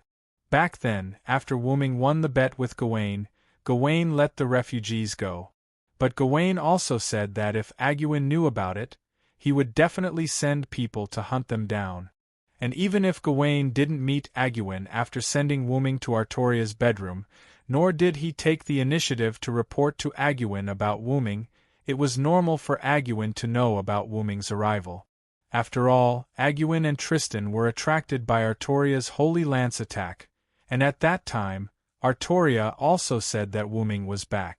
Since Wuming entered the holy city, Gawain must have known about it. In addition, there was a holy selection today, so as the manager, Agawin couldn't not ask Gawain about it. And with this question, the news of the refugees being released naturally reached Agawin. And as Gawain said, Agawin directly sent Tristan to hunt down those refugees, which explained why Tristan appeared here. At this moment, those refugees were moving quickly towards the north. Looking at their route, they seemed to be heading towards the northern mountains. However, Wuming was curious about one thing. What did these refugees experience, and what decision did they make to come here? Most importantly, their speed was a little too fast. There must be a reason. Wuming thought so, looked at the dense crowd of refugees, and felt the fluctuation of magic power. As a result, he really found the reason. It was a man or a woman wearing a tattered black cloth and a white skull mask on his face. It was unclear whether he was male or female. Wuming could clearly feel that it was a servant. Wuming looked at the person wearing the bone mask and vaguely had some guesses. With this appearance, I'm afraid there's only one answer. The location was the Middle East, wearing a skull mask and tattered black clothes like an assassin. It seemed that the other party was likely to be one of the elders of the mountain, Hassan Sabah. However, Wuming didn't have the time to think too much because Tristan had already caught up with the refugees. At this moment, drunk Hassan glared at Tristan, who had arrived in front of the refugees he led. "Damn it! Are you Knights of the Round Table always so aggressive?" Smoke-drunk Hassan was quite angry. Originally, she only came here to gather information, but she accidentally found some of her compatriots, refugees. After asking around, she found out that they had escaped from the holy city. According to their compatriots, after the saint uplifting ceremony, when they were about to be killed because they were not chosen, a knight appeared and saved them by betting with them, allowing them to escape the fate of being killed. Drunk Smoke Hassan doubted if what the refugees said was true. After all, he had seen many Knights of the Round Table. Every one of them said that they were loyal to the king or something. How could they save the refugees? However, this was indeed the case. However, Drunk Hassan had no time to think about the truth of the matter now. What she needed to do was to bring these compatriots to the village in the northern mountains. As a mountain person who had hostile conflicts with the Sun King in the west and the Lion King in the east, Drunk Hassan clearly realized that these compatriots were not safe after leaving the holy city. As an assassin's follower, Drunk Hassan had information about the saint uplifting ceremony. Those who were chosen would enter the holy city and never come out again, and those who were not chosen would be killed by those sanctimonious knights. Therefore, knowing this information, she was not surprised by the information provided by these compatriots, refugees. However, Drunk Hassan also knew that these compatriots, did not know that the Lion King would hunt down those who escaped from the saint uplifting ceremony. Therefore, even if the unknown knight saved these compatriots, refugees, there would be pursuers behind them. Therefore, her task was to lead these compatriots, refugees, away from here as soon as possible. Drunk Hassan did the same, and in order to make the route of her compatriots safer, she even used a noble phantasm with group movement speed increase and group stealth effect. The reason why Drunk Hassan appeared here with her compatriots, refugees, was because Drunk Hassan wanted to create an illusion for the pursuers. Therefore, she led these refugees to the south of the wilderness and prepared to head to the mountains in the north from here, instead of going directly to the north from the holy city. Unfortunately, Drunk Hassan underestimated the speed and number of pursuers. She did not expect that there was only one pursuer, and it was the ruthless magic bow knight Tristan. After all, she also had contact with the Knights of the Round Table as one of Hassan's companions. Each of the Knights of the Round Table was an extraordinary powerhouse. However, if she had to choose a knight that Drunk Hassan feared the most, then she would definitely choose Tristan. For some reason, the Knight of the Round Table Tristan was not like the information she found from books. The Tristan she came into contact with was neither gentle nor sensual. Instead, he was quite ruthless. In addition, he was summoned as an archer this time. Tristan, who held a magic bow in his hand, often cut the enemy into pieces. Moreover, because of the magic bow, Tristan's speed was not weak. In addition, he was not a stupid guy. Therefore, he easily found the group of refugees led by Drunk Hassan. And because Tristan was alone, this made Drunk Hassan's situation particularly unfavorable. Generally speaking, whether it was a retreat or a pursuit, not to mention the speed, a person who did these two things was always quite secretive. Just like Drunk Hassan, if she retreated alone, then not to mention Tristan, even the Lion King himself might not be able to catch up. However, the situation this time was reversed. As an assassin who walked in the shadows, she had to lead many people to retreat in the light, and the number of pursuers became one person. Unfortunately, Tristan was quite qualified as a pursuer. Because Drunk Hassan led a large group, she only discovered Tristan when he was about to approach the group of compatriots, refugees, that she led. After that, Drunk Hassan fully activated his noble artifact and skills, hoping to get rid of Tristan. However, things went against her wishes. Not only did she not get rid of Tristan, but Tristan got closer to her.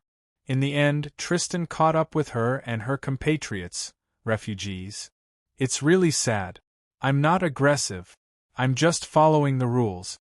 Tristan's voice was quite gentle, but what he did was the opposite of his voice. Whoosh, whoosh. Two of the refugees led by Drunk Hassan were instantly split into two halves. They didn't even have time to wail and died directly. This terrifying scene made the refugees panic, but Drunk Hassan couldn't comfort them at this moment, because, if she was careless, then she would be the same as the two corpses that had turned into four halves.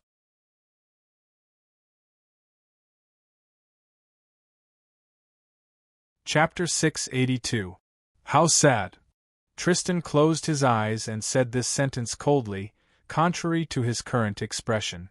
However, even if Tristan's eyes were closed, Drunk Hassan did not think that the other party could not see it. Your purpose is for me, right? In that case, I'll use my life in exchange for the survival of my compatriot. I hope you can retreat, Drunk Hassan said. After all, chasing a group of refugees all the way to the desert. If there was no temptation, how could anyone go to this extent? Indeed, the reason why I'm chasing them like this is also for you, one of Hassan, Tristan admitted generously. However, the mission given to me by the higher-ups is to hunt down the refugees. Finding Hassan is just an unexpected surprise. In short, Tristan meant that hunting down the refugees was the main mission, and killing Hassan was just a side mission. In that case, I'll use my head as the price to make you unable to move your legs and right arm for the rest of the day. Drunk Hassan said as he picked up the dagger in his hand and slashed at his own neck. Although it was a dagger, as long as there was a special technique, it was possible to cut off a head. With her identity as Hassan, She could also throw her head to Tristan within a few seconds after the head was cut off. Although Tristan's character was not like the Knights of the Round Table of King Arthur in the books, Drunk Hassan knew that even so, he was still a knight of the Lion King.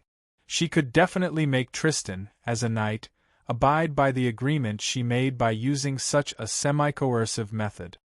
He hoped that after his death, these compatriots could successfully reach the mountains in the north. As long as they entered the mountains, the other Hassan hiding in them would definitely find them. That way they would be safe. Just like how time slows down before death, Smoky Drunk Hassan thought carefully. However, Drunk Hassan found that the dagger he was slashing at himself could not be cut down. It was as if there was an invisible wall between his neck and the dagger, and this wall blocked the dagger from cutting his neck.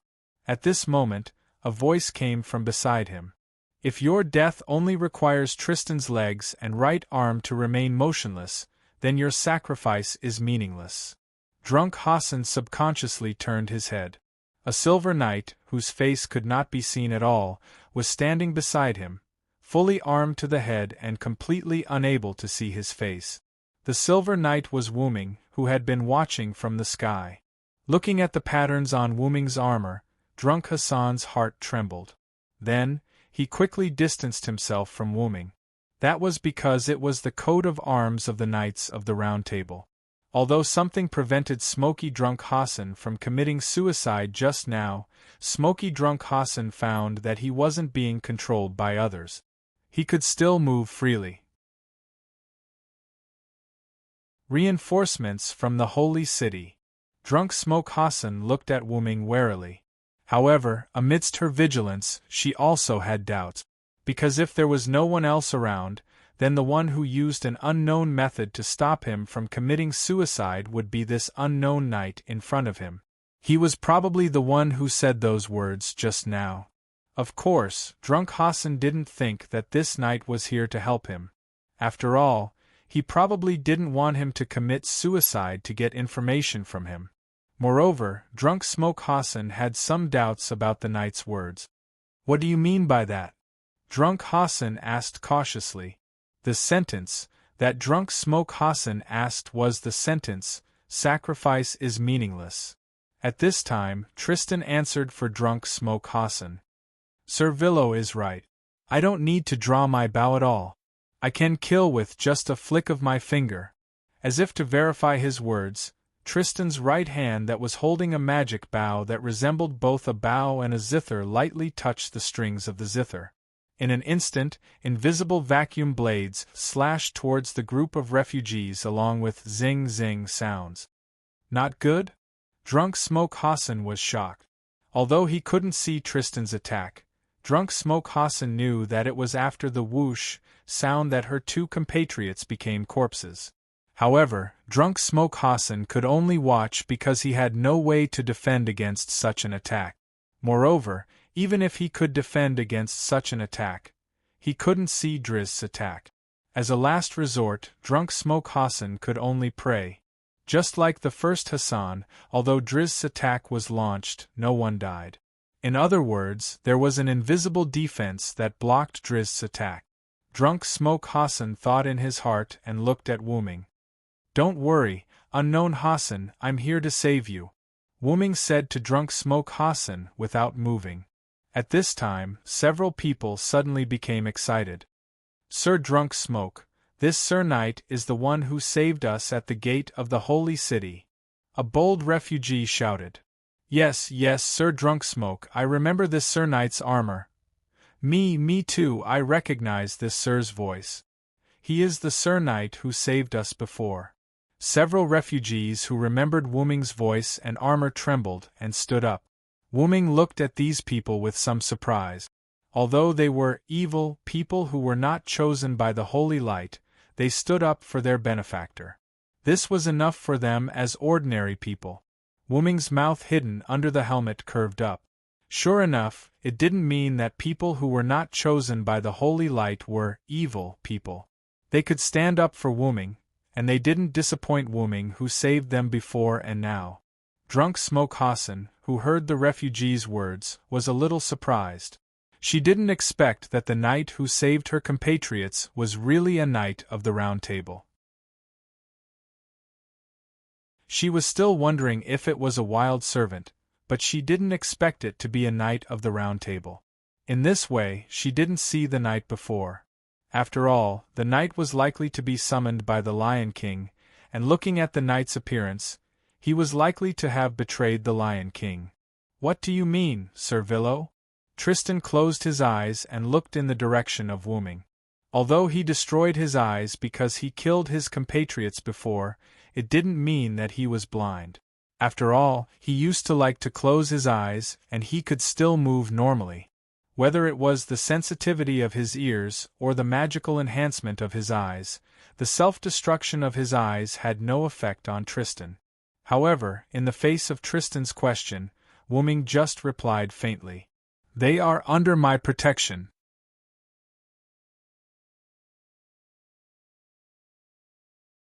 Chapter 683. Sir Villo, your words are really sad. Are you going against my king? With a sad sigh, Tristan shook his head helplessly. Although Tristan had just left the Holy City when Artoria issued the order of Wuming is the enemy, it did not mean that Tristan was a fool. The refugees that a gull asked him to hunt down were released by Wuming. In addition, Wuming came all the way here to save these refugees, and Wuming's attitude was problematic. All these factors told Tristan that Wuming and his king were likely to have a falling out. Think what you want. In short, I will protect them today, Wuming said, and the magic power in his body condensed. Like a lion proclaiming his territory, Wuming vented his magic power. Whether it was Tristan, drunk Hassan, these refugees, or a few people from the fourth force hiding in the dark, all of them were shocked by Wuming's huge magic power. Immediately, Wuming turned to look at drunk Hassan and nodded to him. Drunk Hassan was stunned, and then nodded as if responding to Wuming. "Quick! Everyone, follow me!" Drunk Hassan shouted at the refugees. Drunk Hassan was not a fool. Since someone was willing to help him resist Tristan, then he quickly escaped with the refugees. As for gratitude, he would talk about it when he had the chance to meet in the future. Although the refugees were trembling in fear, they were people who had experienced life and death. Therefore, when drunk Hassan shouted at them, the refugees immediately reacted. The refugees hurriedly moved in the direction designated by drunk Smoke Hassan. Before the refugees moved, almost everyone gave Wuming a brief look to express their gratitude for saving their lives for the second time. Because of the urgency of time, drunk Hassan only nodded to him. After a simple expression of gratitude, she quickly followed the refugees and headed north. Seeing the refugees and drunk Hassan gradually disappear, Wuming turned his head and looked at Tristan. "You're really giving me face." After all, if Tristan attacked the refugees with all his strength, Wuming really couldn't defend against all of Tristan's attacks. "You're too serious. Even if we become enemies, I still respect you," Tristan said as he saluted Wuming. Tristan was right. If Artoria did not become the king, but Wuming became the king, then the Knights of the Round Table's loyalty to Wuming would not be lower than the current Artoria. At least, if Wuming was the king, Tristan would not say that the king did not understand people's hearts. However, there was no if, Tristan and the other Knights of the Round Table, but this did not prevent them from respecting Wuming very much. However, Tristan, who had become the Lion King's knight, now only had one goal, which was to completely eradicate the Lion King's enemies. His hands that were stained with the blood of his compatriots could no longer draw his bow. The guilt of killing his compatriots had also pushed Tristan to the brink of collapse. King Arthur's Knight of the Round Table, Tristan, had disappeared and was replaced by the Lion Knight Tristan, who had received the blessing of the Lion King's Holy Grail. Therefore, even if he killed his compatriots, he would not feel sad. Even if he attacked the person he respected the most, he would not feel guilty. That is to say, after this, you are no longer the respected Villo, but an enemy. Wu-ming took down the meteor silver on the right side of his head and brandished it. As expected of you, Tristan. This powerful strike is even stronger than when you were at your peak. However, facing Wu-ming's praise, Tristan shook his head calmly and said in a cold tone, "Even so, didn't you instantly take out your beloved sword and block this strike?" Yes, Tristan instantly launched an invisible vacuum attack, and Wu-ming instantly took out the meteor silver, allowing Tristan's strike to hit the meteor silver. The reason why Wu-ming used the meteor silver to block the attack instead of blocking it with his psychic power was because Wu-ming was ready to fight. I really hope that Sir Villo can take the initiative to step aside. If you do that, after I deal with the refugees and that Hassan, I can still plead for you to the king. Tristan shook his head regretfully. Tristan's arrogant words made Wu-ming smile. You know my personality. If you don't defeat me, don't even think about leaving today. After Wu-ming finished speaking, magic power burst out from his feet. In an instant, Wu-ming burst toward Tristan. Facing Wu-ming, who rushed over, Tristan picked up his magic bow expressionlessly. That's really sad, Sir Villo. The battle was about to start. Not far away, the fourth force hidden here secretly hid in a place with a lot of stones. Don't look, dear Da Vinci. Hurry up and think about what we should do next. An orange-haired girl lowered her voice and looked at a big sister who looked almost exactly like Mona Lisa with a sad and helpless face. This orange-haired girl was the last master of humans who solved the 5 singularities and formed a fate with many heroic spirits. The normal master of the Human Survival Protection Organization, Finus Chaldea, Finus Tachika Gudazzi. And the big sister Mona Lisa beside Gudazzi was the third servant summoned by the former director of Chaldea, Leonardo da Vinci. In addition, beside the two, there was a little girl dressed in sexy clothes. Cough cough. Gudazzi's contracted servant, the subservient possessed by the Holy Grail Knight Galahad, Matthew Gillett. As early as when Tristan caught up with drunk Smoke Hassan, and Wu-ming stopped Tristan, the 3 of them had already arrived here. When Da Vinci said that, whether it's a bow or a full body armor, we can't beat them, Gudazzi and Matthew were pulled away by Da Vinci to hide. The reason why Gudazzi suddenly asked was that Da Vinci's expression at the moment was a little strange. At this moment, as if watching a play, Da Vinci looked at the fierce confrontation between the Holy Sword Knight and the Magic Bow Knight not far ahead. Well, what's the matter, Tachika? Isn't it good for us to benefit from the fight between 2 tigers? Da Vinci didn't look back and continued to look forward happily. The good student Matthew raised his hand and asked Da Vinci puzzledly. But, Da Vinci, the Silver Knight seems to be a good person, shouldn't we help? Gudazzi, who was standing at the side, also nodded vigorously. Because Da Vinci said that the 2 knights were not ordinary servants, the 3 of them hid far away just in case. Although the distance was a little too far, Gudazzi couldn't hear the conversation, but through her own eyes, Gudazzi could still see the current situation. The knight with the bow killed a few people, and the servant suspected to be one of Hassan wanted to commit suicide, but for some reason, he stopped when the Silver Knight appeared.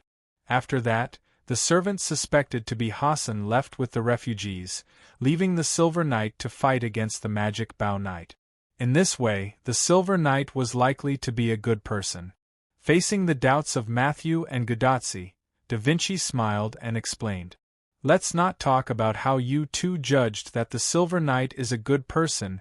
Moreover, we can't intervene in the battle between servants of their level.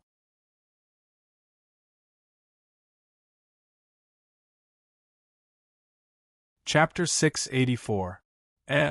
Gudazzi and Matthew both exclaimed and then calmed down. It seemed that what Da Vinci said was right. Then do we need to leave? Gudazzi asked. After all, the refugees had already left, and they couldn't intervene in the battle between the 2 knights. It seemed that the only answer left was to leave. However, Da Vinci smiled and shook his head. This made Gudazzi and Matthew confused. Why was he so hesitant to advance and not to retreat? Why was he being so hesitant? At this time, Gudatsi's bracelet made a sound. Well, I think Da Vinci meant for you to wait and see. Ah, I forgot that there was a doctor, Matthew said awkwardly. Matthew's words are really hurtful. Even if I couldn't contact you for a while, you wouldn't have forgotten about me. Roman's words were full of powerlessness. When Gudatsi and the other two came to this singularity, they appeared directly in the desert. Because of the enchantment, Gudatsi and the other two had lost contact with Chaldea for a while. It wasn't until they walked out of the desert that they contacted Roman. After that, after a brief understanding of Gudatsi's experience, Roman and Da Vinci suggested that they go to the Holy City to have a look. Previously, in order to contact Gudatsi, Roman had risked his life a little. Therefore, he rested for a while and didn't say anything. In addition, Roman's presence was indeed a little low, so Gudatsi and the other two, no, it should be Gudatsi and Matthew, ignored Roman for a while. Oh, I'm sorry, Gudatsi smiled embarrassedly. Forget it, after all, I'm used to it. Fortunately, the director is not here, or I would be scolded again. After all, it was the fault of the person operating the spirit particle transfer device that sent Gudatsi and the other two to an unknown enchantment. Speaking of Olga Marie, Matthew remembered something and asked, "Is Miss Teeps still in the superintendent's room?" Then, Roman's voice was heard. "Yes, that's right. This time, the director has figured out a little bit of the third method." As the director's follower, Miss Teeps was naturally affected. "They haven't come out yet." As he spoke, Roman began to feel distressed. "If it weren't for the fact that Miss Teeps couldn't accompany you to the singularity this time, I wouldn't have let Da Vinci accompany you. Due to the third law of Olga Marie's body, Pamilia was unable to accompany Gudatsi and Matthew on the singularity exploration. Therefore, Leonardo da Vinci, who had volunteered to accompany Gudatsi and Matthew, had volunteered to accompany them. After all, I am also a follower of Chaldea.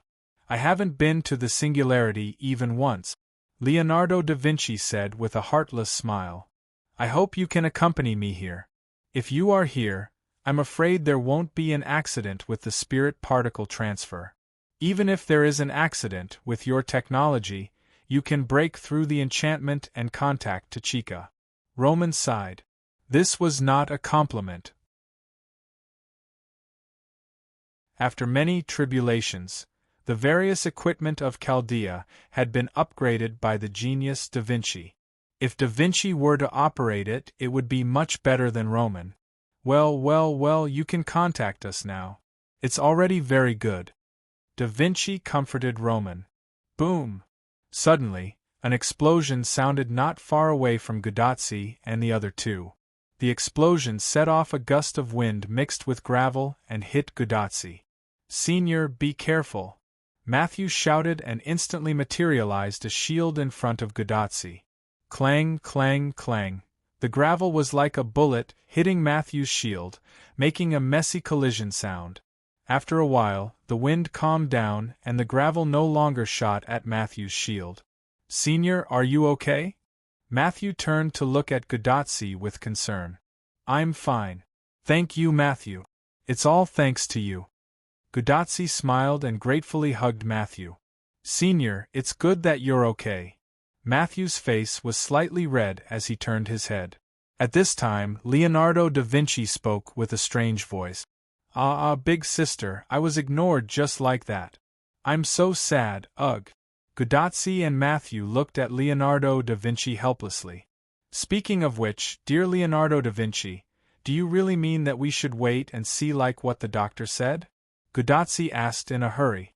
The reason why she was so anxious was because those 2 nights are almost here. "Senior, dear Leonardo da Vinci?" Matthew looked at Wu Ming and Tristan, who were gradually approaching them, and reminded in a panic. It was precisely because Wu Ming and Tristan were fighting that they got closer to this side, that the situation of gravel flying everywhere happened. And they couldn't beat the other party at the moment. If they were discovered, they would definitely be treated as thieves. Maybe there would be another misunderstanding and they would have to start fighting with the other party again. However, according to Leonardo da Vinci, they couldn't beat the other party at all, whether it was a one-on-one or a group fight. Don't worry, take a closer look at the fully armed knight over there, Leonardo da Vinci reminded them. Hearing that, Guerrazzi and Matthew looked at Wuming, who was gradually suppressing Tristan. Suddenly, Guerrazzi and Matthew came to a realization. It's assassin? It's Senior Sira? The two of them saw the armor worn by the knight who was suppressing Tristan. The armor was basically the same as the armor that Wuming entrusted to Guerrazzi when she left the fifth singularity. That's right, that's Sira's armor. Leonardo da Vinci had an expression of, "You finally realized." Guerrazzi and Matthew could only scratch their heads helplessly. After all, Guerrazzi was just an ordinary person. Because of the distance, although Guerrazzi could still see Wuming, she couldn't see it clearly. Matthew was the same. As an immature subservient, she couldn't add magic to her eyes to improve her vision like Leonardo da Vinci, so she couldn't see it clearly. And now they could see it clearly, and Guerrazzi and Matthew also understood why Leonardo da Vinci didn't let them go. Because the person in the armor was likely to be Wuming. Moreover, even if the other party wasn't Wuming, he must be someone who had a great relationship with Wuming. Therefore, choosing to contact the other party was the most advantageous option at the moment. What? That knight is Sira? That's too ridiculous. He's a warrior of Ulster, how could he come here? Roman felt that his brain had gone haywire. First, it was the Egyptian pharaoh, and then the Lionheart King that Roman proposed to contact was gone. Then, a Lionheart King appeared out of nowhere, and there was also a knight who seemed to be an acquaintance. No matter what, the other party is related to Assassin, so he must be a good person. Guerrazzi decided that she would contact the other party. Then, Senior, should we help the enemy who seems to be Senior Sira? However, Leonardo da Vinci answered first. I don't think so, because Wuming had already defeated Tristan.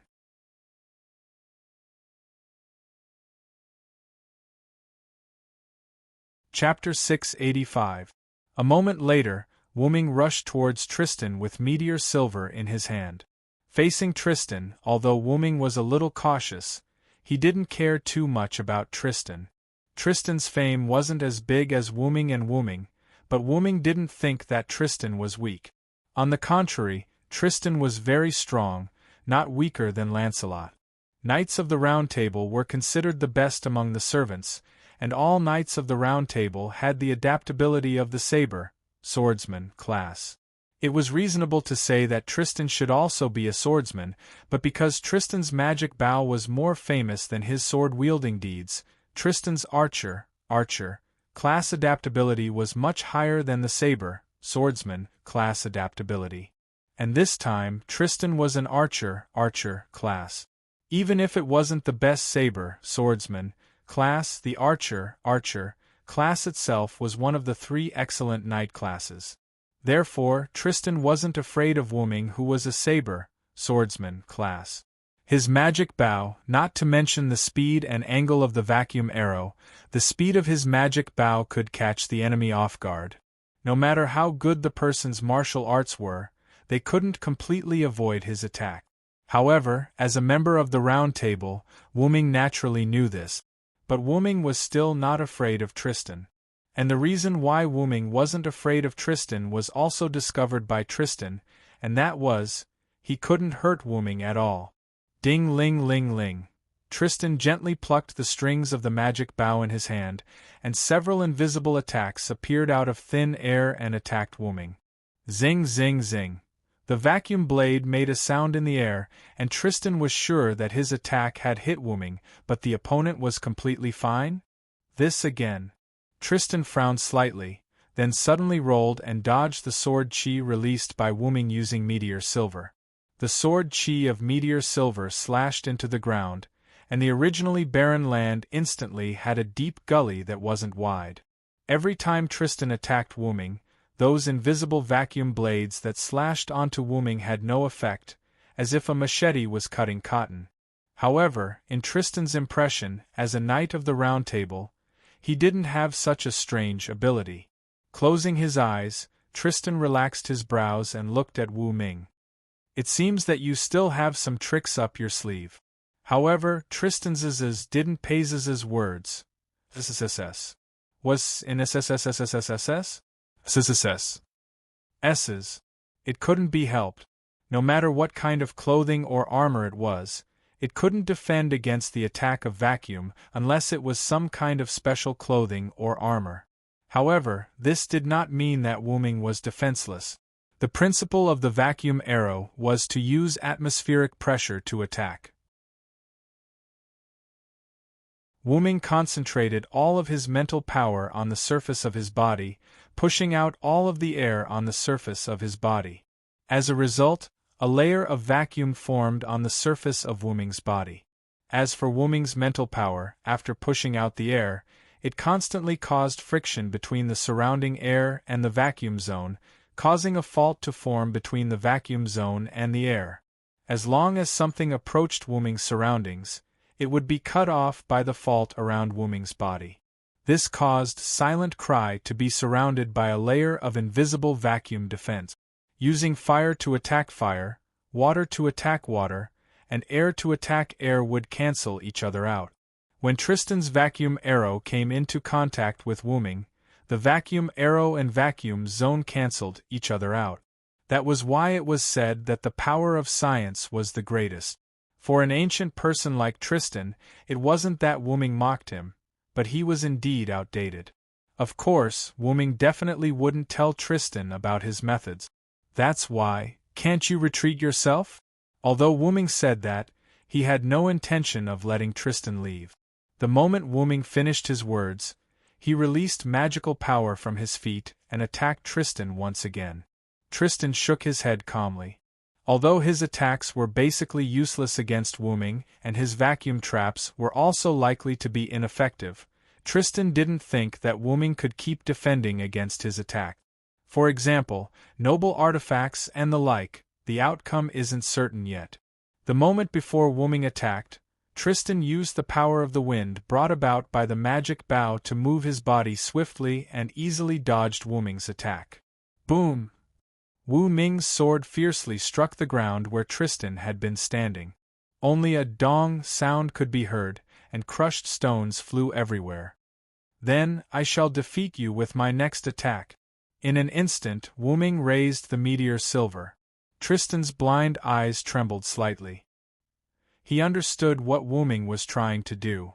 Wu Ming was about to unleash his noble artifact. However, this was exactly what Tristan wanted because he was about to unleash his noble artifact.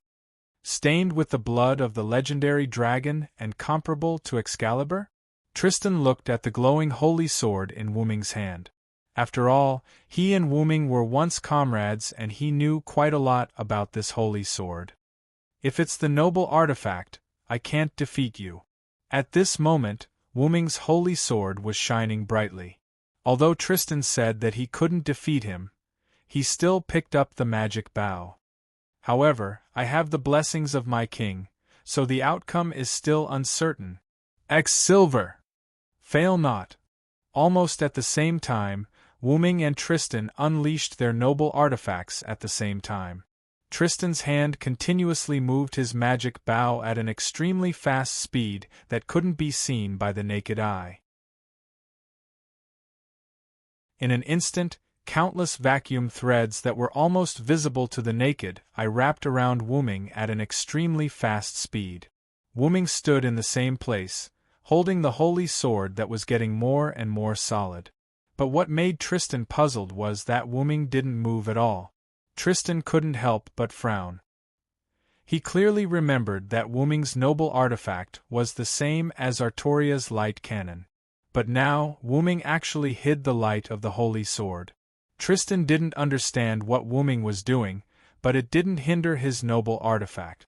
Tristan controlled the magic bow with one hand and plucked the bowstring, or rather, the strings of the zither with the other. Although Wu Ming used an unknown method to defend against his attack, the change in quantity led to a qualitative change. The pond couldn't withstand the impact of the sea, the flame couldn't withstand the impact of the explosion, and the more powerful and chaotic vacuum would devour the weaker vacuum. Coupled with the Lion King's blessing, as long as these attacks hit, Tristan could guarantee that Wu Ming would be seriously injured even if he didn't retreat. However, just as Tristan's countless vacuum threads were about to approach Wu Ming suddenly entered a purplish-black ripple and disappeared. What?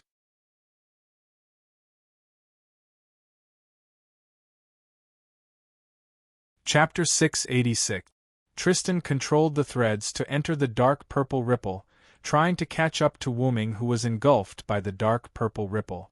Then Tristan was stabbed in the back. Slash! The sound of a sword piercing into flesh came from behind Tristan. What? Pfff, Tristan gasped in disbelief. Then, he spat out a mouthful of blood. He could clearly feel an attack from a noble artifact slashing his back.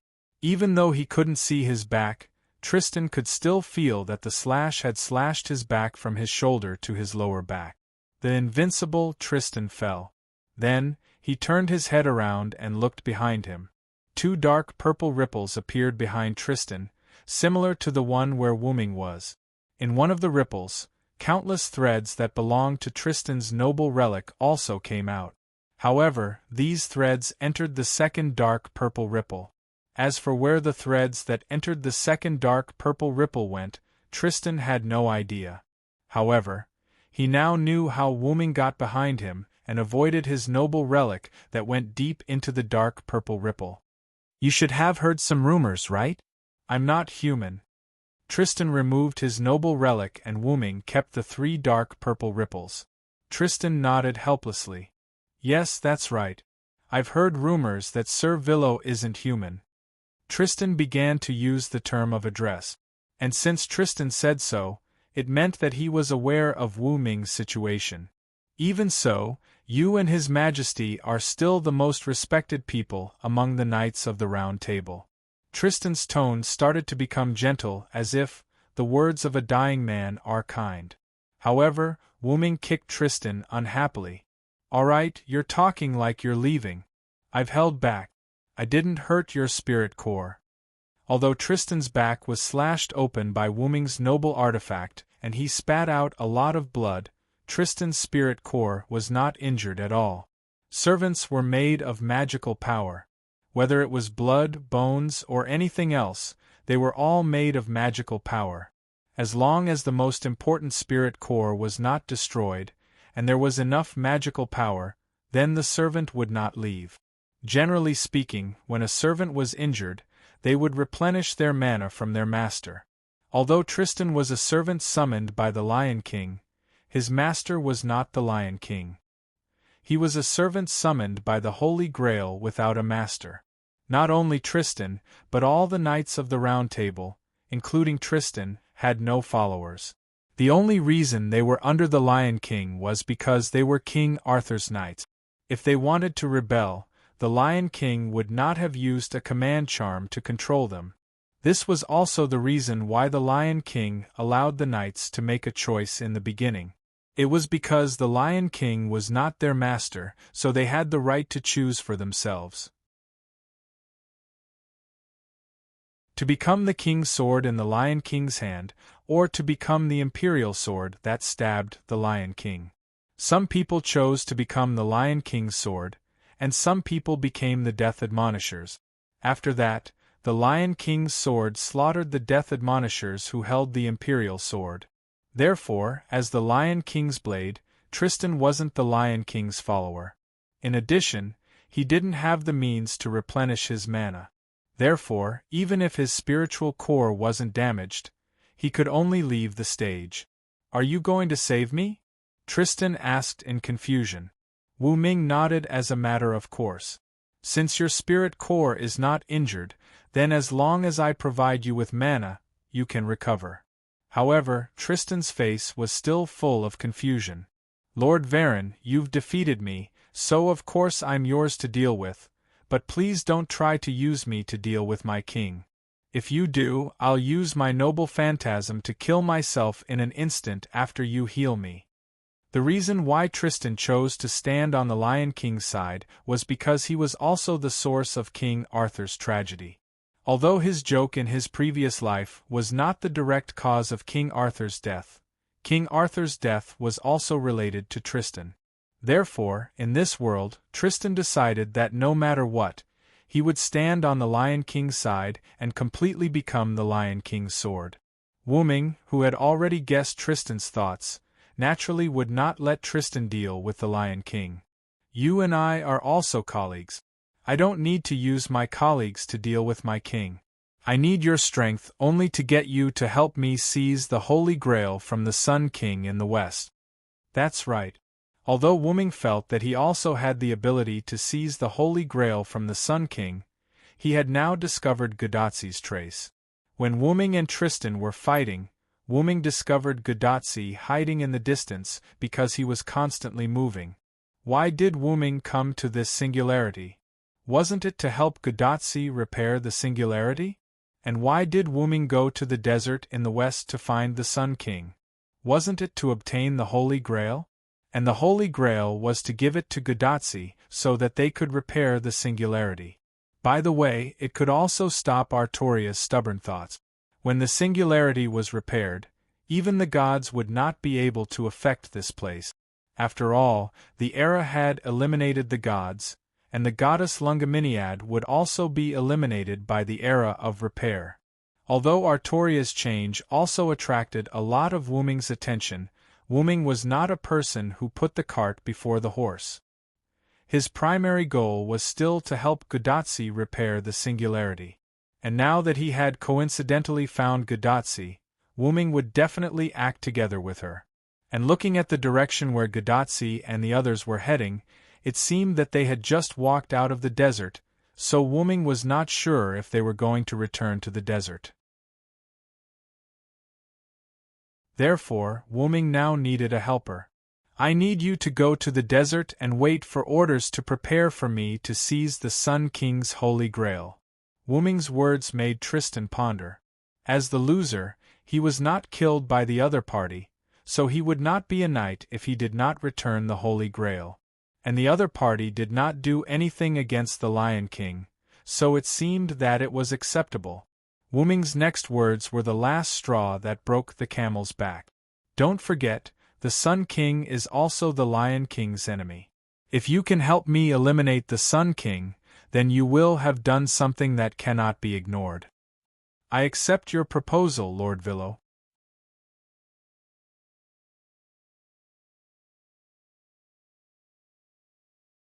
Chapter 687. Tristan's surrender made Wu Ming nod in satisfaction. Then, Wu Ming and Tristan signed a contract. Wu Ming would provide Tristan with a large amount of mana to support his own recovery, and the price was that Tristan would temporarily become Wu Ming's subordinate. Wu Ming could order Tristan to do anything, but he couldn't order Tristan to do anything that was disadvantageous to the Lion King. This contract was two-way. Whether it was Wu Ming or Tristan, once they violated the contract, they would be counterattacked by the contract. Even so, this contract was still disadvantageous to Tristan. Firstly, the contract only required Wu Ming to provide mana, while Tristan had to listen to Wu Ming's orders. In comparison, the contract was quite disadvantageous to Tristan. Secondly, even if there was a counterattack from the contract, with Wu Ming's strength and means, Wu Ming wouldn't be in any situation at all. And if Tristan were to be counterattacked by the contract, the destruction of his spirit core would be the least of it. If it was more serious, Tristan's spirit foundation would collapse and he would be sent to the martyr's palace. However, this couldn't be helped. Who asked Wu Ming to be the strong? The strong wouldn't be bound by rules. Only the weak Tristan would be bound by the contract. This was the case in all aspects. After establishing a mana link with Tristan and providing Tristan with a large amount of mana to recover, Wu Ming looked at the pile of rocks not far away. In the battle just now, Wu Ming inadvertently found the hiding place of Gudatzi and the others. It should be there. Wu-ming was about to speak, but he suddenly thought of something and stopped Wu-ming. Then, Wu-ming snapped his fingers mischievously. A black-purple ripple appeared in the air above the pile of rock. Then, a few large rocks that Wu-ming got from somewhere fell out of the black-purple teleportation gate. Ah! Senior! Watch out! Matthew's scream was the first to be heard. Those over there, please come out. Wu-ming deliberately lowered his voice and spoke to Gudatsi and the others in a rough voice. Although Tristan was puzzled as to why Wu-ming would change his voice to speak to the few hidden figures, he was still considered Wu-ming's subordinate after all. Therefore, he obediently shut his mouth and used the mana provided by Wu-ming to repair his body. Although Gudatsi's group had hidden themselves well in the beginning, due to Tristan constantly changing positions during his fight with Wu-ming, Tristan had long since discovered Gudatsi's group. But at that time, Tristan had to deal with Wu-ming first, so he didn't care about them. On Gudatsi's side, Matthew protected Gudatsi and Da Vinci with his shield. The surroundings were filled with scattered rocks that smashed onto Matthew's shield. Matthew put down his shield and looked at Gudatsi uneasily. What should we do, Senior? The other party seems to have discovered us. Because Wu-ming had added magic power to his words, Wu-ming's words sounded like he was whispering into the ears of Gudatsi and the other two. Because of this, whether it was Matthew or Gudatsi, they had already discovered that the other party's voice was not Wu-ming's. Dear Da Vinci, what should we do now? Gudatsi looked at Da Vinci in a panic. The reason why Gudatsi asked this was because Da Vinci did not show the slightest panic. Since the other party has discovered us, then let's go out. Da Vinci smiled lightly. After all, what else could they do other than go out? They didn't have any way to leave in an instant, so they could only go out and face the difficulties. Therefore, Gudatsi, Matthew, and Da Vinci walked out from the pile of rock. The three of them approached Wu-ming and Tristan, then Gudatsi spoke first. That, I'm sorry, we didn't mean to hide. You don't have to explain. But he suddenly interrupted Gudatsi. Then, Wu-ming looked at Tristan, who had recovered and was able to stand up. Go to the desert and wait for orders. If possible, find a place to completely recover your spirit base. At this moment, Wu-ming's voice was still rough. Yes, Sir Villo. Tristan responded and walked towards the west. Since the deal had been made, Tristan would obediently abide by it. After all, this was a night. Tristan looked at Gudatsi and the other two vaguely. He had more or less guessed the other party's identity. However, he did not have the chance to return to the Holy City for the time being, so he could not report this news. However, Tristan did not think that a mere human master could affect the Lion King, so there was no need to be too concerned. Shaking his head, Tristan sped up and headed towards the desert area in the west. Gudatsi and Matthew watched the cold-looking night leave. That knight with the strange bow should be Tristan. Suddenly, Da Vinci spoke. Wait, Da Vinci, what are you doing? Gudatsi looked at Da Vinci in panic. Matthew also moved his shield and prepared for battle. At this moment, Gudatsi and Matthew were extremely nervous. Past experience told Gudatsi and Matthew that if the conversation was not careful, it would definitely turn into a battle, and they did not seem to be able to defeat the knight in front of them. Listening to the other party's voice, the other party was not the person they knew. Even if the other party was related to the person they knew, they would have to talk slowly. However, Da Vinci spoke as if they were familiar with each other. How could this not make Gudatsi and Matthew worried? You two don't have to worry. Didn't you see that the other party didn't do anything? Da Vinci pointed at Wu-ming indifferently. Gudatsi and Matthew looked at Wu-ming and found that the other party did not do anything. Although there was indeed no movement, Gudatsi still quietly whispered in Da Vinci's ear. But, Da Vinci, it's better to be careful, to Chica, whispering to the people around you before you can distinguish whether the other party is an enemy or a friend. Such behavior will cause the other party to be dissatisfied. Sigh. This voice is. Gudatsi and Matthew both looked at Wuming blankly. Because this time, Wuming used his own voice. Assassin, Senior Sira? Gudatsi and Matthew both shouted in surprise. Wuming knowingly took off the helmet and clipped it to his waist. The knight who took off the helmet revealed the face that Gudatsi and Matthew were familiar with. Then, the face smiled and greeted Gudatsi and Matthew. Long time no see, Tachika, Matthew.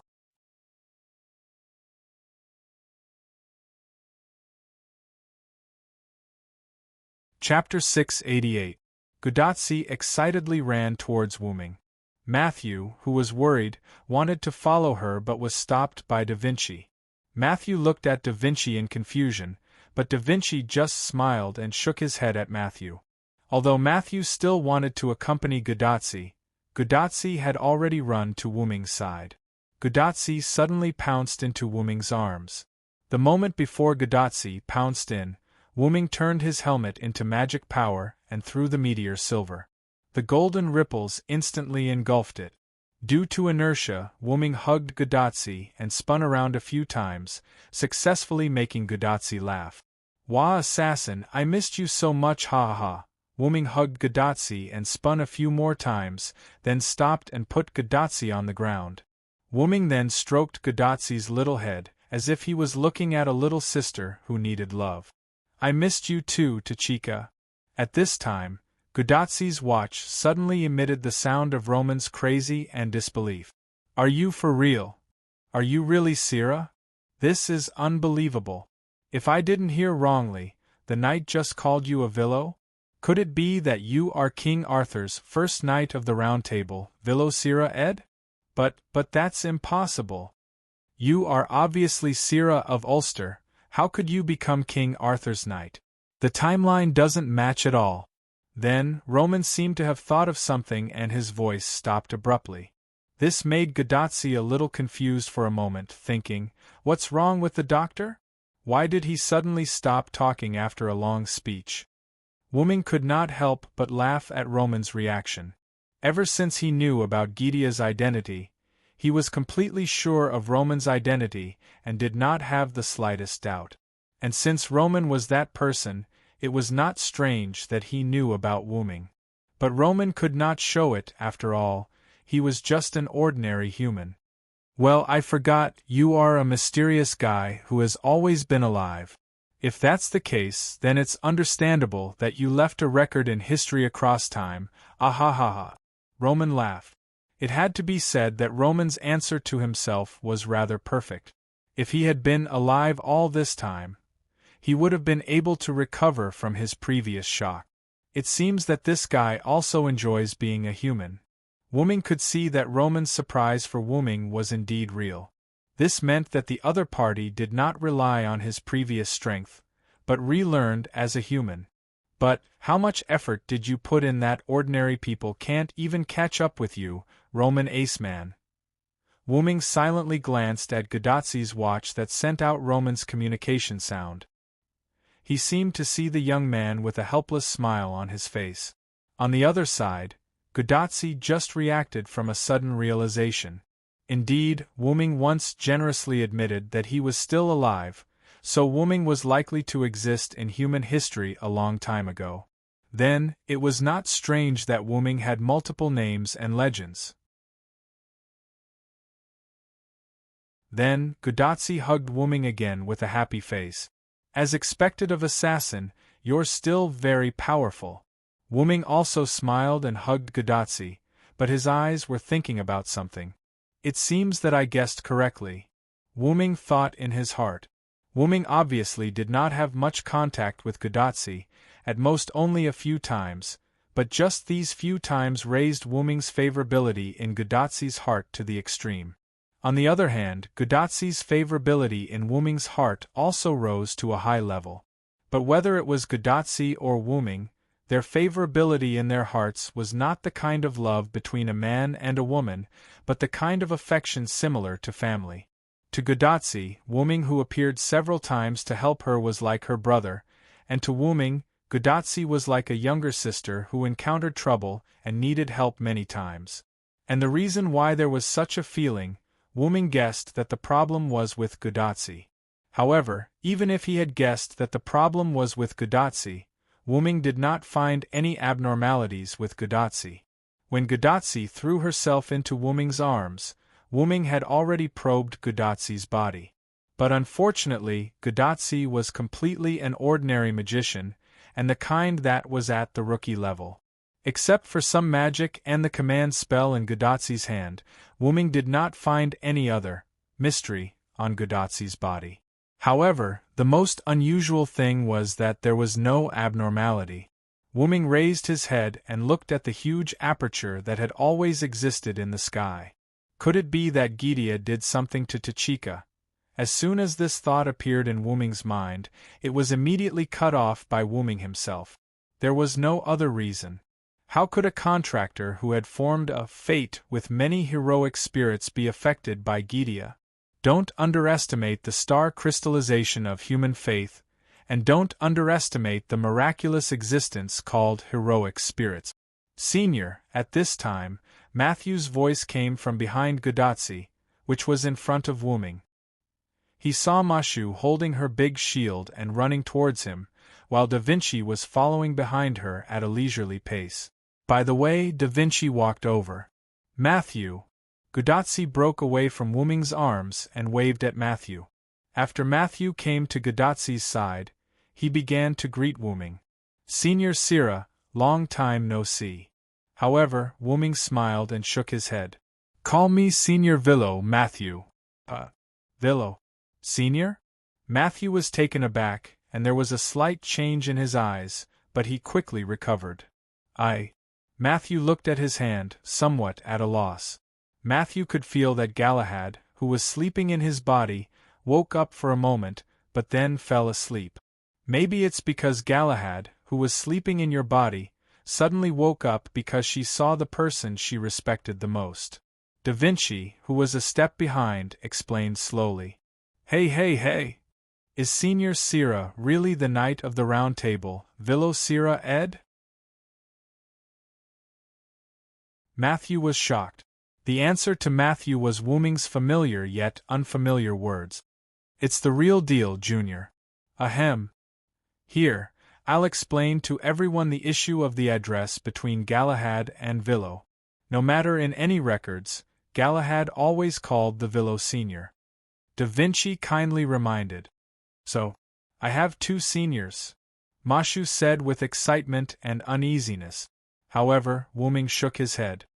Matthew, as a subservient, Matthew does have two seniors, but you have to remember, as Matthew Gillett, you only have one senior, and that is Tachika Fujimaru.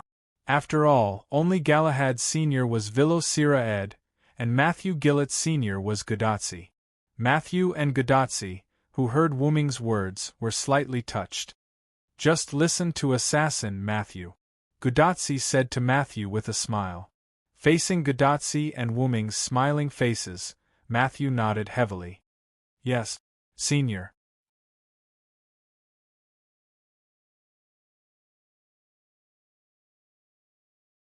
Chapter 689. Then, the genius Da Vinci, who didn't know how to break the atmosphere, personally broke the beautiful atmosphere. All right, it's about time to talk about the Villo. First of all, why did the Villo pretend that he didn't recognize us? Da Vinci's words made Roman, who had been listening through Gudatsi's watch communicator, react. Yeah, I would have forgotten if Da Vinci didn't mention it. Why did you change your voice and pretend that you didn't recognize us? Although Roman was good at judging the situation, since Da Vinci had broken the atmosphere, he had nothing to worry about. That's right. I really thought that it was going to turn into a battle again. Phew, Gudatsi said doubtfully and finally let out a sigh of relief. Also, the falling rocks were done by Senior Villo, right? Then why did Senior Villo do that? Matthew also looked at Wu-ming doubtfully. Cough. Actually, I had my reasons for doing that. Wu-ming coughed without changing his expression and then became serious. Could it be that you wanted to hide your relationship with Chaldea in front of the knight? Roman assisted Wu-ming by forcefully explaining. Yes, that's right, that's it. Wu-ming immediately nodded and admitted without hesitation. Thinking about it carefully, Assassin did recognize us after the knight left and used her real voice to talk to us. Gudatsi also pondered and said, That's right. After all, if I directly used my own voice, Tachika would definitely recognize me. Moreover, the falling rocks were to prevent Tristan from suspecting you. That's why I did that. Wu-ming immediately took advantage of the situation and started to talk nonsense. After all, he couldn't possibly say that he was just being impulsive. Other than Da Vinci, who looked at Wu-ming with a smile, whether it was Matthew, Gudatsi, or Roman, who wasn't here and only understood the situation through the conversation, they all believed Wu-ming's words. Wu-ming hurriedly tried to muddle through, so he quickly diverted everyone's attention. Speaking of which, did you guys come out from the desert? From the position of Gudatsi and the other two, the probability of them coming out from the desert was very high. Gudatsi nodded as Wu-ming expected. Yeah, we were teleported directly into the desert by spirit particle transference. Gudatsi then told Wu-ming their experience. First, they entered the desert, causing the desert's enchantment to cut off the connection between Gudatsi and Chaldea. After that, Gudatsi and the others encountered the desert's divine beast, Sphinx. After defeating the Sphinx, Gudatsi and the other two naturally had to explore. After all, they couldn't contact Chaldea at that time, so they couldn't just sit back and wait for death. Fortunately, Da Vinci followed them. After searching through Da Vinci's equipment, the three found a water source and a city. On the way to the city, the three encountered a large group of Sphinx. However, these Sphinx didn't give Gudatsi and the others a headache, because a group of men in black repelled the Sphinx group. After that, because the men in black looked a bit like bad guys and they really caught a sleeping woman, Gudatsi and the others came to her rescue. After that, the woman woke up and thought that they kidnapped her, so they fought with the other party again. Fortunately, Mr. Lucius came to help. Otherwise, we wouldn't be able to go. Matthew gasped for breath. Lucius. Wu-ming made a puzzled sound. Yes, that's a knight. He happened to pass by when we were misunderstood by Miss Nittacles and saw the truth, so he came out to help us clarify the misunderstanding. Matthew nodded. So where is he now? Wu-ming wanted to meet this knight named Lucius. He always felt that he was also a key clue. Mr. Lucius left after he helped us. We don't know where he went, either. Matthew's words disappointed Wu-ming a little. By the way, Nittacles is a pharaoh's follower. After we cleared up the misunderstanding, she brought us to the shrine in the desert. Gudatsi immediately changed the topic. Temple? Did you see the Sun King? Hearing Gudatsi say that they went to the temple in the desert, Wu-ming put his attention to Lucius aside. Yes, Nittacles is not the owner of this desert, so after we passed Nittacles' test, she took us to the temple to meet the owner of this desert. It should be the Sun King you mentioned. Gudatsi answered Wu-ming. Wu-ming was not surprised that Nittacles was not the owner of this desert. If she was the owner of this desert, she would not have been taken away in her sleep. Then, can you tell me who the other party is? Wu-ming looked at Gudatsi and the others seriously. Of course, assassin, you're being too polite. Gudatsi looked at Wu-ming with some resentment. Sorry. Wu-ming immediately patted Gudatsi's head and apologized. The head patting was still very effective on Gudatsi. At this time, Da Vinci answered Wu-ming's question. The other party is Ramses II. It's actually Ramses II, Wu-ming said with some surprise. There was no other reason but because Ramses II was a little too powerful. The king, pharaoh, who ruled the area of Egypt from the 13th to the 14th century BC, was both the son of the sun god and its incarnation. Moreover, Ramses II also built many buildings and even classified the previous buildings as his own. In fact, it made sense when he thought about it this way. Because Ramses II had a large number of buildings under his name, These buildings were sublimated into relics and created a large area of desert similar to an inherent barrier. Unfortunately, we did not find a second city in the desert. This desert was summoned together with Ramses II, not his temple. Da Vinci seemed to have seen through Wu Ming's thoughts and directly shattered Wu Ming's fantasy. Wu Ming was a little overwhelmed. "I'm just kidding."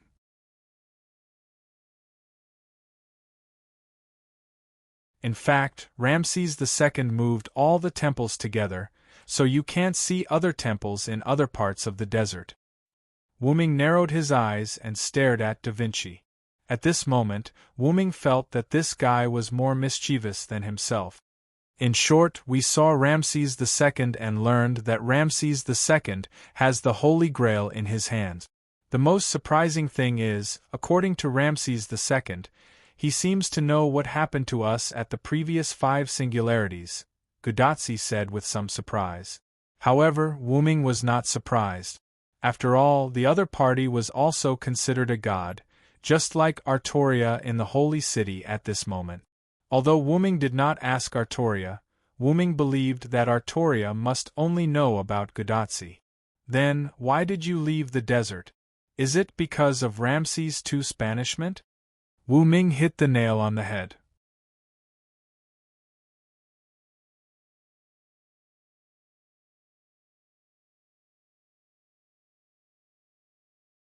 Chapter 690. After all, Gudatsi and the other 2 also needed the Holy Grail. In that case, to Ramses II, Gudatsi and the others were enemies. However, Wu Ming did not believe that the other party only expelled Gudatsi and the others. There must be other reasons. That was why Wu Ming asked. Ramses II only let Nitocles punish us. In fact, it was just a fight. Because we won, Ramses II did not make things difficult for us anymore. He even told us a lot of information. From this point of view, Ramses II's character was not bad. The content of the information was as Wu Ming expected. The Crusaders used the Holy Grail to summon Ramses II, and then were beaten by Ramses II. He even snatched the Holy Grail and summoned his temple and this huge desert, deepening the collapse of morality in this singularity. And the reason why we were expelled is mainly because of Da Vinci. Matthew looked helplessly at Da Vinci, who was smiling without the slightest self-reflection. Da Vinci personally analyzed how Ramses II came to this singularity and his subsequent actions. Then, Ramses II actually used Da Vinci's intelligence as an excuse to take Da Vinci as his concubine. Gudatsi said halfway and could not continue. Wu Ming also knew the reason. It was because this seemingly gentle big sister Da Vinci was actually a man. Yes, a man. Because of Da Vinci's genius idea, after he was summoned, he created a Mona Lisa face puppet spirit base. After that, he stuffed himself into this spirit base and became a woman, but his heart was still a man. Although Da Vinci did not care about gender, he had always cared about art, which was the beauty of the Mona Lisa. "I rejected the pharaoh and then he kicked us out," Da Vinci said with a smile. "Although I didn't see it, I can almost imagine the scene at that time." Even Roman could not help but complain. "You must have sternly rejected the other party with a serious look on your face." This was the only way to show Da Vinci's vile taste. Isn't that obvious? Mona Lisa is art. Art doesn't get married. But because of that, the other party shamelessly offered the Lion King in the Holy City in the East, Da Vinci said with a smile. This could be considered a blessing in disguise. According to Ramses II, the Lion King is the main culprit behind the accelerated collapse of human nature, Gudatsi said. As expected, Lily's actions also accelerated the collapse of the singularity. Wu Ming thought to himself after hearing Da Vinci's words. So, we decided to meet the Lion King first. Moreover, meeting the Lion King was not only because the other party was also one of the culprits who caused the accelerated collapse of human reason, but also because of Matthew. "I'm sorry, Senior. It's all my fault." Matthew apologized to Gudatsi. She had always had a special feeling about the Lion King in the East, so Matthew suggested that they go and take a look. However, this seemingly selfish behavior made Matthew feel deeply uneasy. It's okay, Matthew. After all, I also want to meet the Lion King. Gudazzi didn't think that Matthew was wrong, and Gudazzi also had the intention of going to the Holy City to take a look. Matthew, you want to go to the Holy City to see the Lion King because of Galahad, right? Wu Ming asked. Yes, Mr. Villo, because according to Mr. Ramses II and Miss Nittacles, I learned that the knights under the Lion King seem to be knights of the Round Table, Matthew explained. The Lion King who can take in the Knights of the Round Table, is his real identity King Arthur? This made Matthew, who knew that the servant attached to him was Galahad, a little concerned. Your guess is right. The Lion King is King Arthur. I just came out of the Holy City and saw him. Wu Ming's words not only made Matthew sigh, but even Gudazzi, Da Vinci, and even Roman, who had not spoken and only listened, also sighed. The reason why Roman didn't speak was that he didn't know much about the situation before Gudazzi and the others left the desert, so he chose to listen. However, the Lion King used the Holy Spear, his body was developed, and the Holy Spear eroded the deified King Arthur. This made Matthew stunned. In other words, the other party is also a deity. Really, why do we always meet deity-level servants? Roman, who finally spoke, let out a sigh. Do you know about the recent saint selection held in the Holy City? Wu Ming thought for a moment and looked at the three. Saint selection? It seemed that they didn't know about it. Wu Ming nodded, then told the three of them what he knew about the saint selection, including the Lion King summoning almost all the knights of the Round Table, making the knights choose to kill each other, and using the Holy Spear to store pure humans to preserve human specimens, and the Knights of the Round Table slaughtering humans who were not chosen. In short, Wu Ming told Gudazzi and the others all the information he could. This plan is too crazy. Isn't that abandoning almost all humans? Roman was the first to exclaim. The refugees just now were the saint selectors who were almost killed at the Holy City gate, and the knight who chased the refugees was Tristan. It really is Tristan, until now, when Wu Ming said it himself. Gudazzi and the others were completely sure that the knight with the bow was Tristan. Just like what Sira said, the other party is already a goddess, no longer a human. Da Vinci also let out a sigh. The reason why no one raised any doubts about King Arthur being a woman was because they already knew that King Arthur was a woman when they were at the Winterwood City Singularity, so they didn't have any doubts. So, Tachika, Matthew, do you still want to go to the Holy City? Roman's solemn voice came from Gudazzi's wrist. Da Vinci and Wu Ming also looked at the two of them. Gudazzi and Matthew looked at each other, then nodded at the same time. Of course we have to go. Since King Arthur has changed, we have to defeat her, Gudazzi said with great emotion. Mr. Galahad entrusted his power to me, so I will also shoulder the responsibility of being King Arthur's subject. I must stop King Arthur.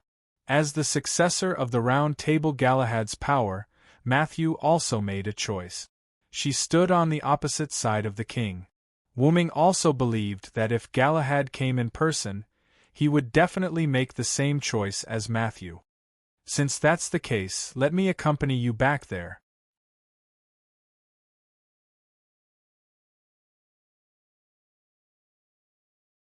Chapter 691. But is this really okay? Gudazzi asked in surprise.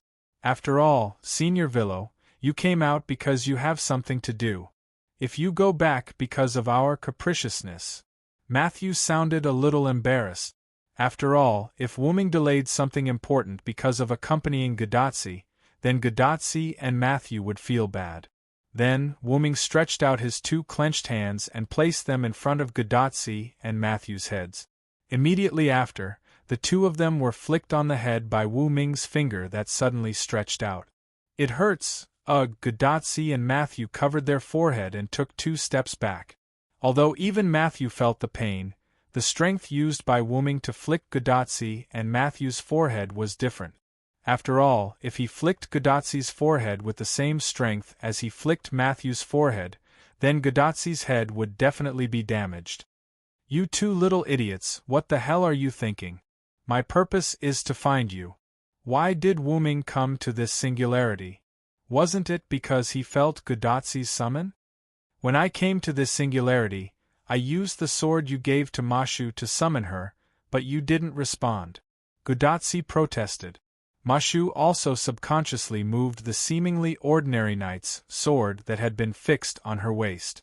Because she was a shielder, she had basically never used it before. Although this knight's sword looked ordinary, Wu Ming had used a special method to fuse the Holy Grail's blade of salvation with this knight's sword. Thus, as long as he poured mana into it, the blade of salvation would appear. From the information that Gudatzi now knew, Wu Ming was likely to have been summoned by the Lion King at this singularity, so he didn't respond to her summon. When you summoned me, I was busy in another world. I just came to this singularity a few days ago. Wu Ming, who saw Gudatzi's thoughts, immediately explained. Huh? Other worlds? Shouldn't other parallel worlds have entered a state of madness at this moment? Roman asked, puzzled. The other worlds I'm talking about are not the world we live in, nor are they parallel worlds of the world we live in. If you want to say it, you can think of it as a different world. After all, whether it was the Box Court world or several other worlds, for the people of this world, they could be regarded as different worlds. Size, that's great. I also want to go to the different worlds to have a look. Gudatzi's eyes showed some intention. But before that, we need to repair our world first. Don't bite off more than you can chew, Da Vinci said, and copied Wu Ming and flicked Gudatzi's forehead. Whoa! Why did Da Vinci flick my forehead when he kissed you? Damn it! In an instant, Gudatzi showed a tearful expression. By the way, I thought that Senior Villo came out to stop Tristan's pursuit of the refugees. Indeed, I didn't come out for these refugees. After all, I didn't know that they were being hunted. I was going to the desert to find the Sun King to retrieve the Holy Grail, and I accidentally saw it, so I stopped Tristan. Wu Ming responded to Matthew's words. After that, Wu Ming suddenly remembered something.